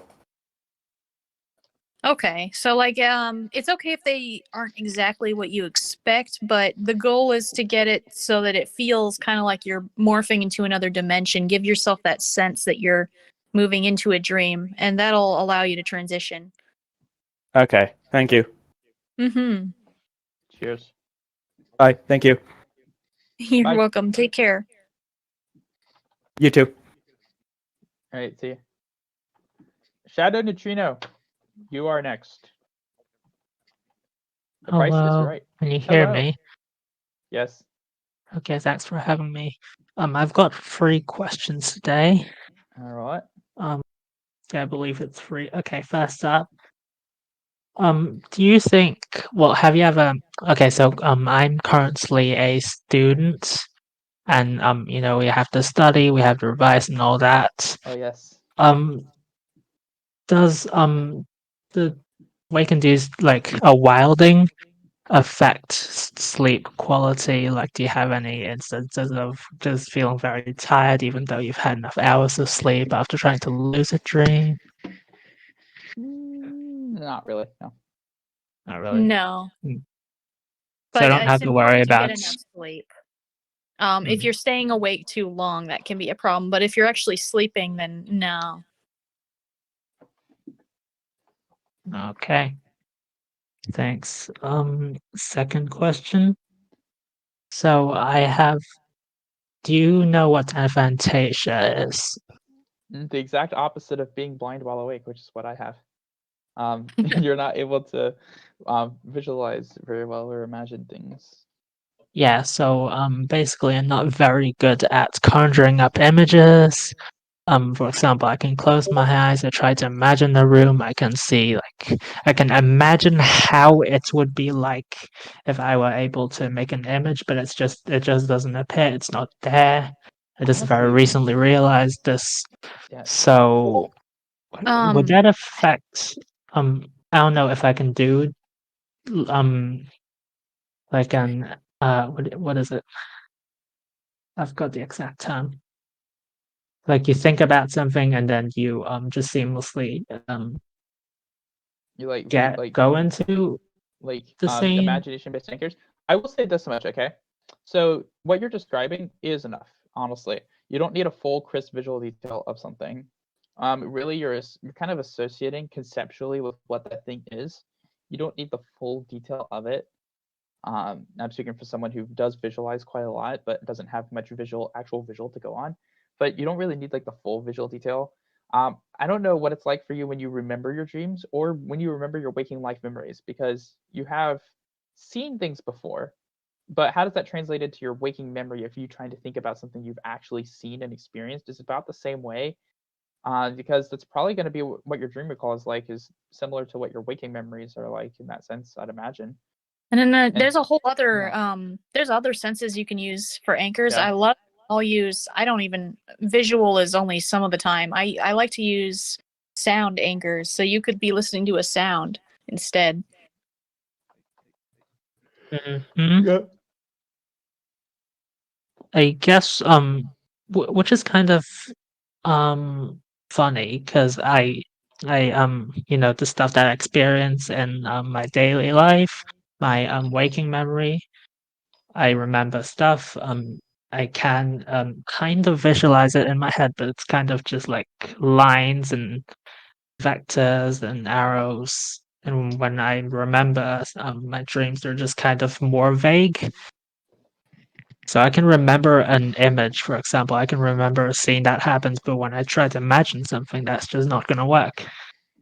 I wonder why though, because like, have you ever just done it based on memory? Like, you ever just done an image based on your own memory?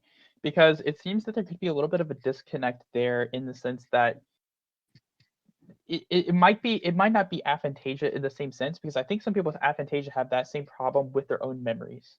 And so if you can remember your own memories, then it sounds like you could probably train yourself to imagine things based on your own memories, because ultimately dreams kind of, a lot of what we dream about is these random amalgamation of various things that come from our own experience and memory, just twisted around and represented in new ways.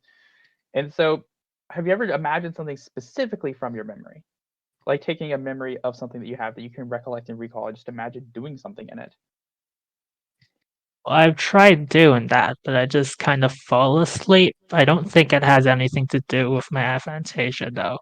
It might just have to do with me just focusing on it too much, and then kind of know I need to let go of this. I need to sleep, and just kind of fall asleep without ever actually getting lucid. So it'd be really interesting to think if you could ever imagine something based on your own memories at all, because if you can remember your memories pretty clearly, then it begs to question, can you imagine something based on your memories if it's based on something you've seen before? Instead of trying to wholly reinvent the wheel and create something completely new, if you just make something based on something you've actually experienced before.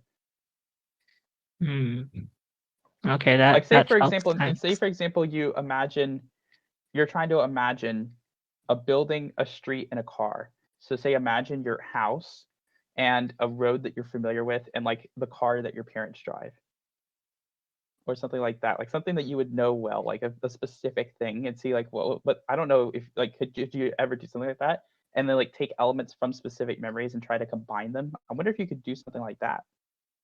I'm doing it right now.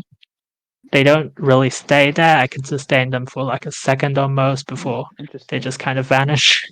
It does make me wonder what actually causes that, because it sounds like a really interesting disconnect in the sense that you can remember things, but you're having trouble visualizing them. I can remember them, yes, but it's kind of like I can write a brief description, like for example, in my dream journal, I can write a brief description of what happened, like who and what color it was, but I can't really, put it into my head, form an image. Oh, I in got a you. sense. Oh, I got you. Okay. Yeah. All right, that makes more sense. I thought you were saying like you could actually do that with your memories. Okay. So that makes more sense. Okay. But yeah, we do have other senses. Sight is definitely not our only sense by a long shot. I mean, I'm blind, so. But yeah, you could always like think about sounds or tactile sensations. You could use external anchors for wild as well. So there's other options for you. All right. Okay. Last question. Mm-hmm. It's December. It's been really cold. So when I wake up in the morning, I try to get out my dream journal, but I always fall back asleep in the process, which is kind of a problem. Do you dream delve at all? Well, yes. When I try dream delving, I just Oh, yeah. kind of fall back asleep. Do you ever set a second alarm, like say 15 minutes later, to make sure you wake up? Yeah, I've tried that. What typically happens when you do that? I just kind of because I remember one of the recommendations for dream delving is just to stay in the position you are and just try to remember what sequence of events is. And when I remain in one for that. Yeah. Yeah, when I remain in that position for too long, I almost inevitably fall asleep, which is kind of bad because I need to go to school. Yeah. So I'd recommend setting like maybe you could either set 15-minute alarms or set like alarms 5 minutes apart, so they would constantly be interrupting you.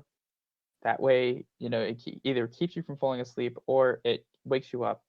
If you do fall asleep, you could also try to make yourself like less comfortable, like say maybe clenching something. You're trying to make yourself a little less comfortable. The reason for staying in the position that you woke up in specifically is called state-dependent memory. That's because the state that we're in, it actually associates with memories and things that we've done.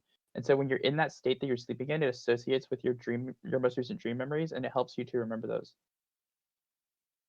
Oh.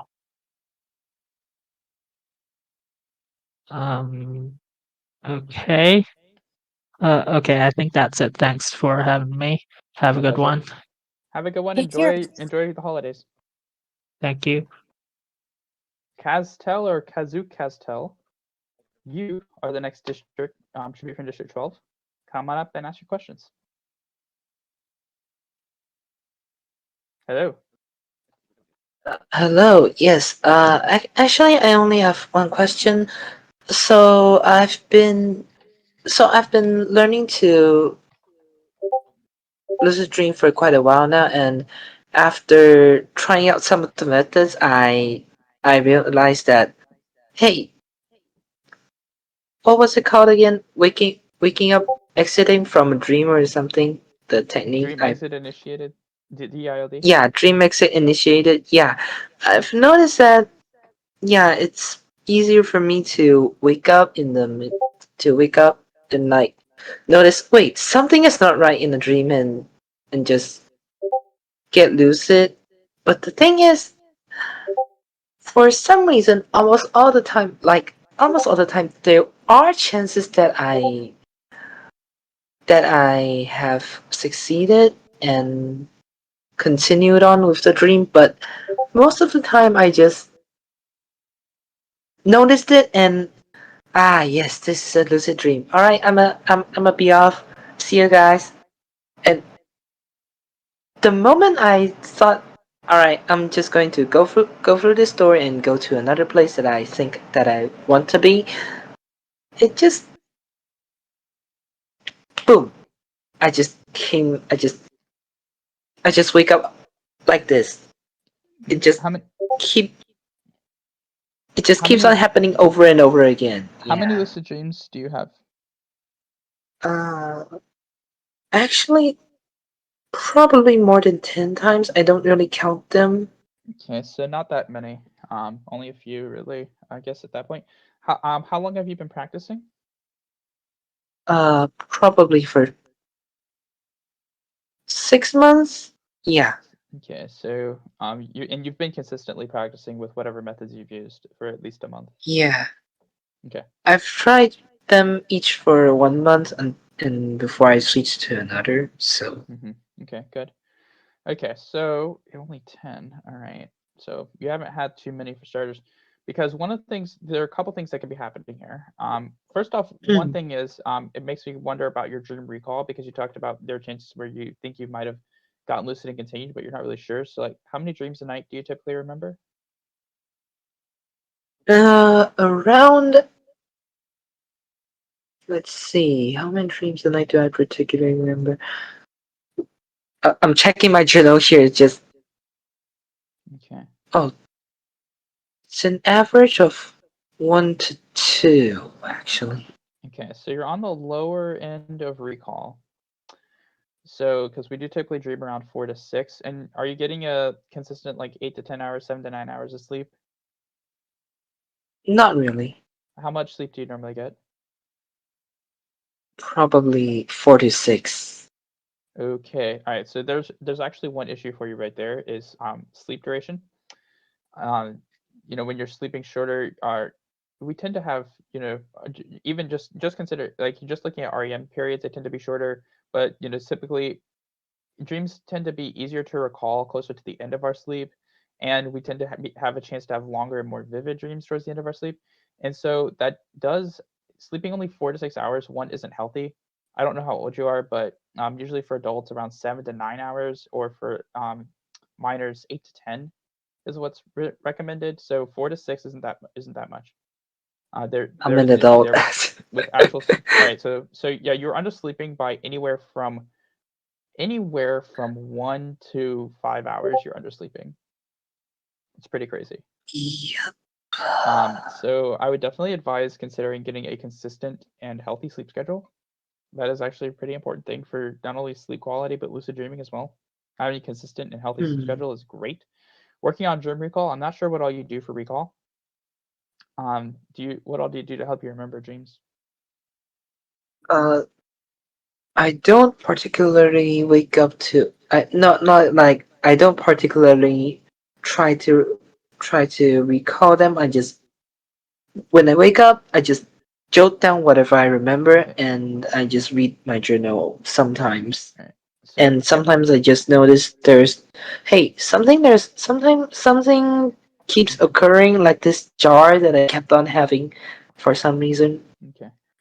Yeah, dream recall is extremely important, and it's required for lucid dreaming. And so if you're trying to lucid dream but you're not remembering dreams very well, the two things I would work on for you right now are keeping a consistent and healthy sleep schedule, one, and dream recall, two. So that includes dream delving, that includes setting intentions to remember dreams, that includes reviewing your dream journal before bed and journaling when you wake up. So all those things.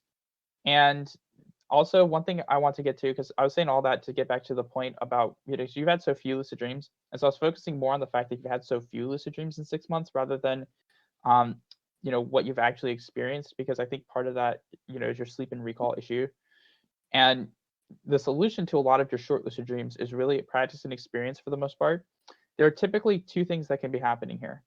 One of the things that can be happening is that you're getting lucid at or near the end of a dream. And so you're already close to waking up. You may be in the process of waking up already. And you happen to get lucid because you're getting more aware as you're starting to wake up. And so that's one thing that's actually pretty normal for a beginner, as to get lucid at or near the end of a dream. Another thing that can happen, which is something to guard against, is associating getting lucid with waking up. And that's where you make a connection. It's like, where you associate getting lucid to waking up. But the way this can happen is because, in our normal lives, we're used to sort of objective experiences. You touch a hot stove, you burn your hand. Okay, well, I'm not going to touch the hot stove again, because if I touch the hot stove, I'll burn my hand. And it's a survival mechanism. You learn not to do things through negative experiences because it helps you to survive in the future. Yeah, but And in a dream, you can touch that hot stove. The second time might not be hot. Yes, I was getting there. All right. So the thing about dreams is they're entirely subjective. So in waking life, you touch a hot stove, you burn your hand. That's an objective experience. In dreams, just because something happens one way doesn't mean it's going to happen that way in the future. However, because we are conditioned to objective reality, when we experience something in a dream, it's a very common thing for a beginner to experience something in a dream and to think, not only is this something that would happen every time I do this thing in my dreams, but this is something that would happen to other people too. So we tend to overgeneralize and objectivize purely subjective experiences. And what that leads to is you have a couple of dream experiences where you're getting lucid at the end of a dream and you're waking up. And so you start associating lucidity with waking up, when that causes you to wake up in the future, because lucid dreams work through our perceptions and through what we most strongly associate with happening. And so this is something I'm warning you about, is that people is to keep in mind that your dreams are subjective and they can change. And just because something has happened doesn't mean it will or needs to happen again, because that's actually a pretty big pitfall, is to associate getting lucid with waking up, because that can cause some real headaches down the road. I see. Okay. Oh, all right. That's basically it. Thank you very much. My pleasure. Thank you for shopping at Dream Cafe.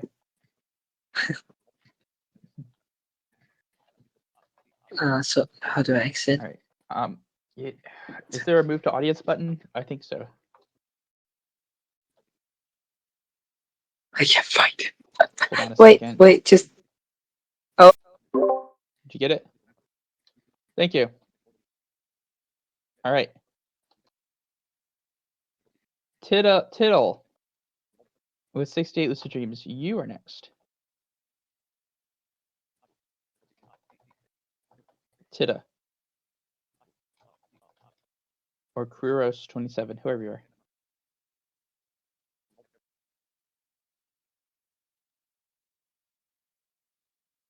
Okay, what question is this person trying to ask?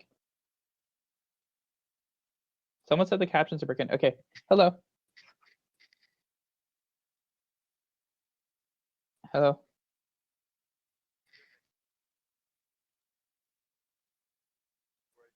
Okay, which subway?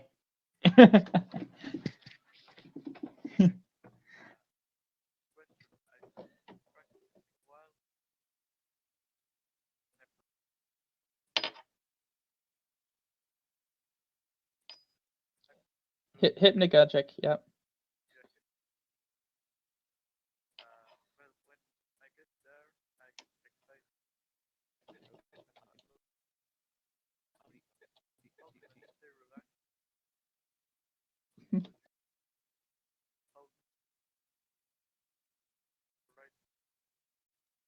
Okay, Linner, this is yours because it's like the same kind of issues that I've had before.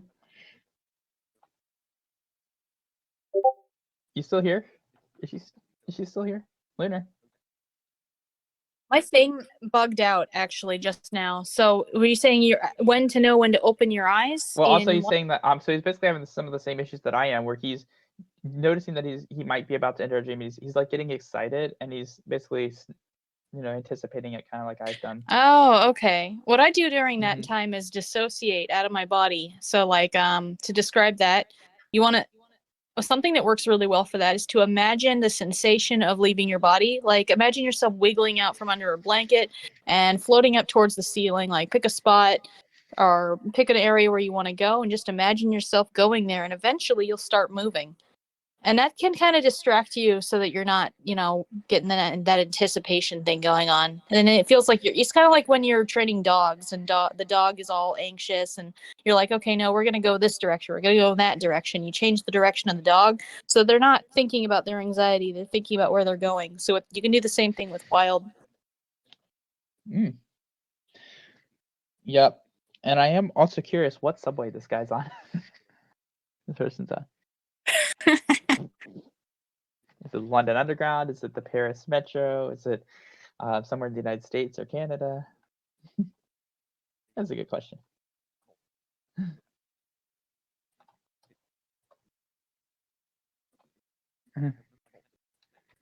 Yep. All right. Do we have any other requests? There was no fruits on that.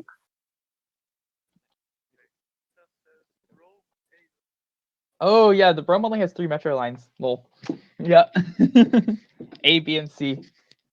Whereas Milano has, I believe, 5, and they have other things besides.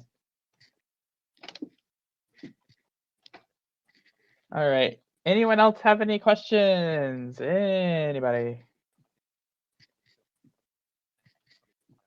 Oh, Subway restaurant, lol. Although, if you're ever traveling to New York City, go to the 4750th Street Rockefeller Center station. There's an exit from there into the Rockefeller Center complex, and right near that entrance, there's actually a Dunkin' Donuts, and there's a Subway, which is right there in the Subway, above the Subway. It's really funny. First ate there like a decade ago. I thought it was really funny. There's a Subway in the Subway. What is even happening? I don't know. Well, I don't know. I think you guys covered everything. I would, but there's Who no one would to we invite. There's no one to invite. If is there anyone who has any lucid dreaming questions for the panel? When I try wild, I have a very high awareness angle because I fall asleep very fast, and then I still fall asleep unaware. Our fellow. So, yeah.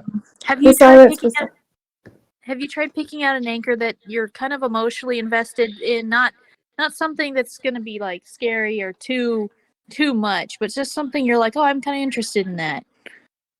Well, I remember when I was reading the Edward Wild section, I tried the anchors from there, and I was pretty invested in those because I was like, that's so cool. I'm gonna actually try Wild again because of it. And then it didn't work. Ah, shoot. Yeah, usually those kinds of anchors work really well because you're something you're interested in. Yeah, I don't know. I remember I tried counting, which I know you say doesn't really work for you, but I was trying multiple things at once just because I kept falling asleep unaware. I was like, how strong can I make this anchor to get to the point where I can't sleep? So that I then know, so that I then have an idea of where's the point where I can't sleep and where's the point where I fall asleep unaware, so that I can try and find the middle, right? But then I just kept falling asleep. So, yeah, that happened. That's a great way to figure out where you're, to figure out your balance. If you keep doing that for, like they said, you want to do one technique for about a month. If you keep doing that consistently, eventually you're going to find that balance. Yeah, I've never really tried Wild properly for an entire month, partly because my motivation to lucid dream hardly ever lasts a month, and also partly because Wild doesn't have very good results for me, while other techniques do. Even though it feels fun to try, even though I know that if I really wanted to lucid dream, I'd try something else. Speaking of which, I haven't been trying recently, and now I'm on a 3-week dry streak. Let's go. Yeah, well, you can always take that casual approach and just have it be something you do when you feel like it, and eventually you'll get there. They do recommend you do it for about a month, but if you're not too into it, but you just want to do it when you feel like it, then that can work out too. Right, yeah. I don't know. I think I haven't put in too much effort as I should, but I know what works for me already generally, except I'm not very good at keeping things up. For example, I know that if I dialed hooked for a year, I could probably get Omni, but I can't. So, yeah. So yeah, you get what you put in basically. It took me about 6 months to a year to get really good with Wild at a point where I was doing it every night. So I don't know how long it would take others, and that was from the beginning of the night with no resources. So it might be a little faster for some people. It just depends. Right, yeah. There's our friend Caden Cool. He would like to say something. Come on up. Hi, I'm not really sure if this constitutes a hand raise, but I remember the question I asked earlier. Is there any guided lucid dream things? There are a couple of things. There aren't many that I would typically recommend. There are a couple of what are you looking for? in particular? I remembered like when I was first getting into lucid dreams like a while ago. I'm pretty on and off about it, but I remembered to try and meditate. I use like not Squarespace, Headspace's little guided meditation thing. So I was wondering if there's anything like that for like actual lucid dreaming. You went to Squarespace and you built a website and used that. Okay. But actually, probably I do know I am learning web development, so maybe I could make a website. Lol. Yeah. Okay. But as far as like lucid dreaming, there are a couple I think that deal with some like walkthrough guides, and I've done that with people in terms of like just specifically walking through how you do a technique. I would say in particular there aren't a lot out there that I'd really recommend. Like per what? se. Like I'm saying, like you like play it, you like get on your bed, and then you like try to like you like follow to, it, like sort of helps you guide you on your way to lucid dreaming. Yeah, I'm sure I could make one for a technique, but like that's not really something I've usually found that I recommend much of. I don't know of any that are specifically tailored to lucid dreams, but just wanted to mention I've done that a lot with TV and movies, and it works really well with just anything you enjoy. Yeah, I have thought of playing like the little Disney Fantasia thing in the background. That's something I thought of. Yeah, you can actually you can do wild staring at a TV or your phone. I've done that where I was watching something on my phone and I wilded, and the scene in it changed what I was watching because I started dreaming a different show. That's something I want to try. I will write that down. Yeah, you can try that. I just need to figure out how I would make it visible in front of me. Maybe I could use my VR headset. That could work. Yeah, or if you're laying down on a pillow and just looking at it. Mm-hmm. Okay. I'll leave now. Bye. Thank you. Thank you. Our friend, Good luck. One of our myriad of friends from the UK, Shadow Neutrino, you have the floor.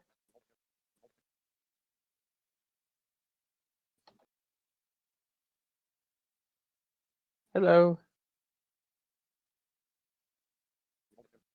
Hello. Did they come on? Testing. What are they? Hello. Hello. Welcome back. Yes. So you're not sorry. the UK guy. You're the other guy. Okay.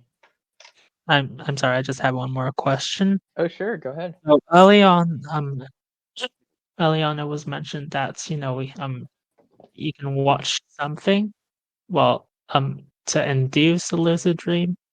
How do you sleep while you're watching something? Yes, you can fall asleep consciously while you're watching something. Huh? So you just fall asleep with your eyes open, just staring at the TV. Absolutely, and you can. It's basically the wild technique while you're watching TV. So you don't have to close your eyes and kind of. Technically, I assume your eyes are going to close at some point, but you don't have to consciously do that. That's not something you have to pay attention to. You can be paying attention to the TV, and as long as you're doing the wild technique, the proper technique to fall asleep, you're allowing yourself to fall asleep. Older people do that a lot. Eyes open. Yeah. You don't have to pay attention to what your eyes are doing. They're probably going to close automatically on their own. You might not even notice.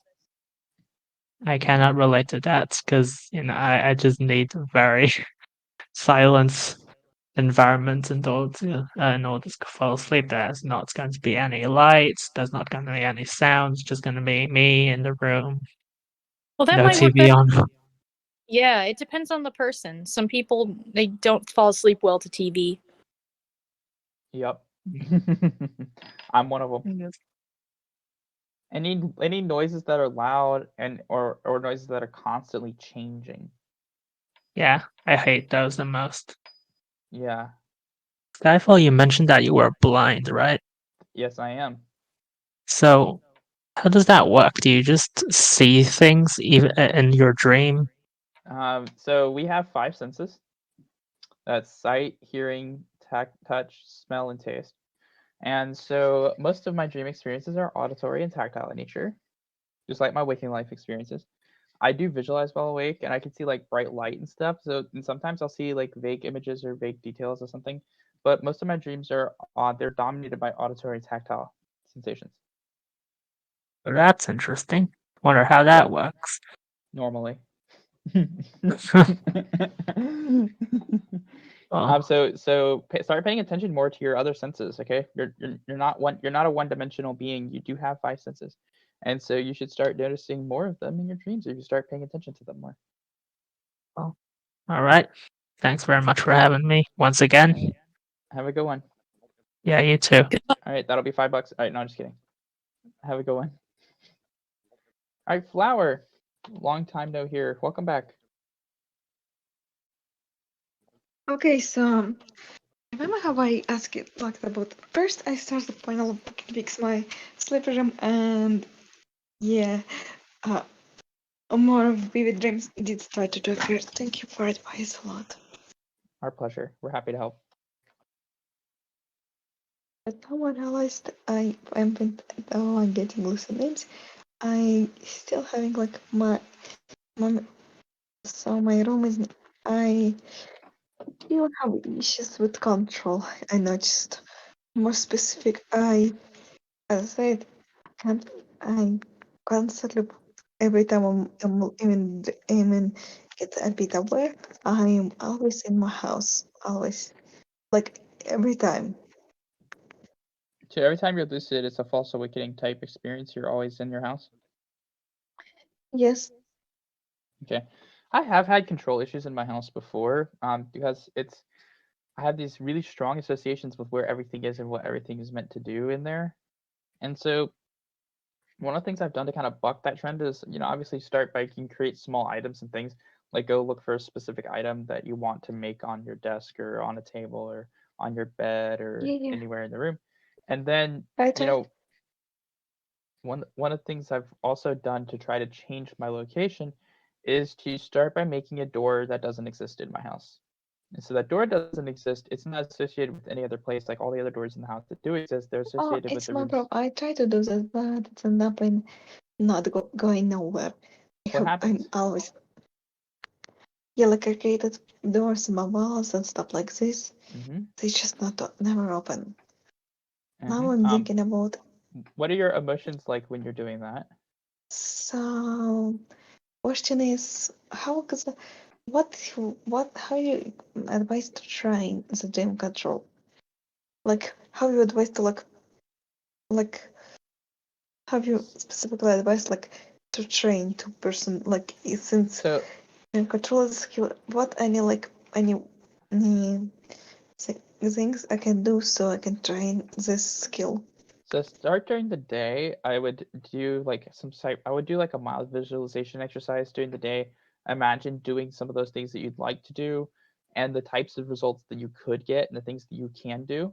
I would like you to also really consider your emotions and what you're believing about the experiences you're having, because it sounds like you have some issues there with dream control. You're trying to create doors that don't open. Well, these doors aren't opening because you're either doubting yourself or you don't believe it'll work, or you have some issue with your mindset or how you see your house as in terms of dream control, or something else is causing you to doubt yourself in some way or to not associate with getting the results that you're wanting to get.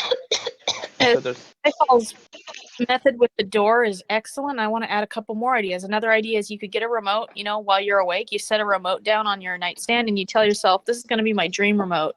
You go to sleep. And then when you use the dream remote in your dreams, it allows you to change your location. Another way to do it would be you wake up in your dreams. Well, don't technically wake up. You're in your dream. You recognize that you're in a dream.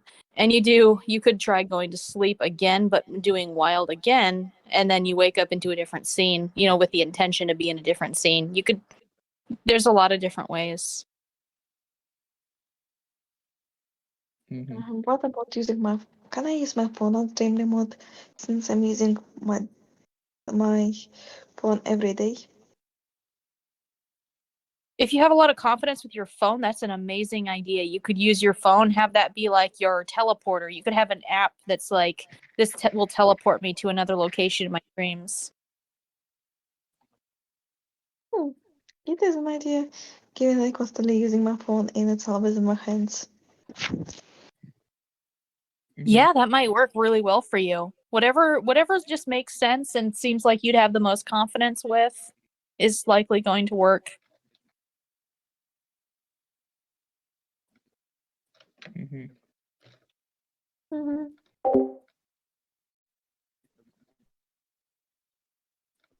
Mm-hmm. Yep. Yeah, thank you Alright. for advice. I'm probably gonna go to sleep now because it's like later to midnight. Yep. Okay, take care. Have a good one. Good night.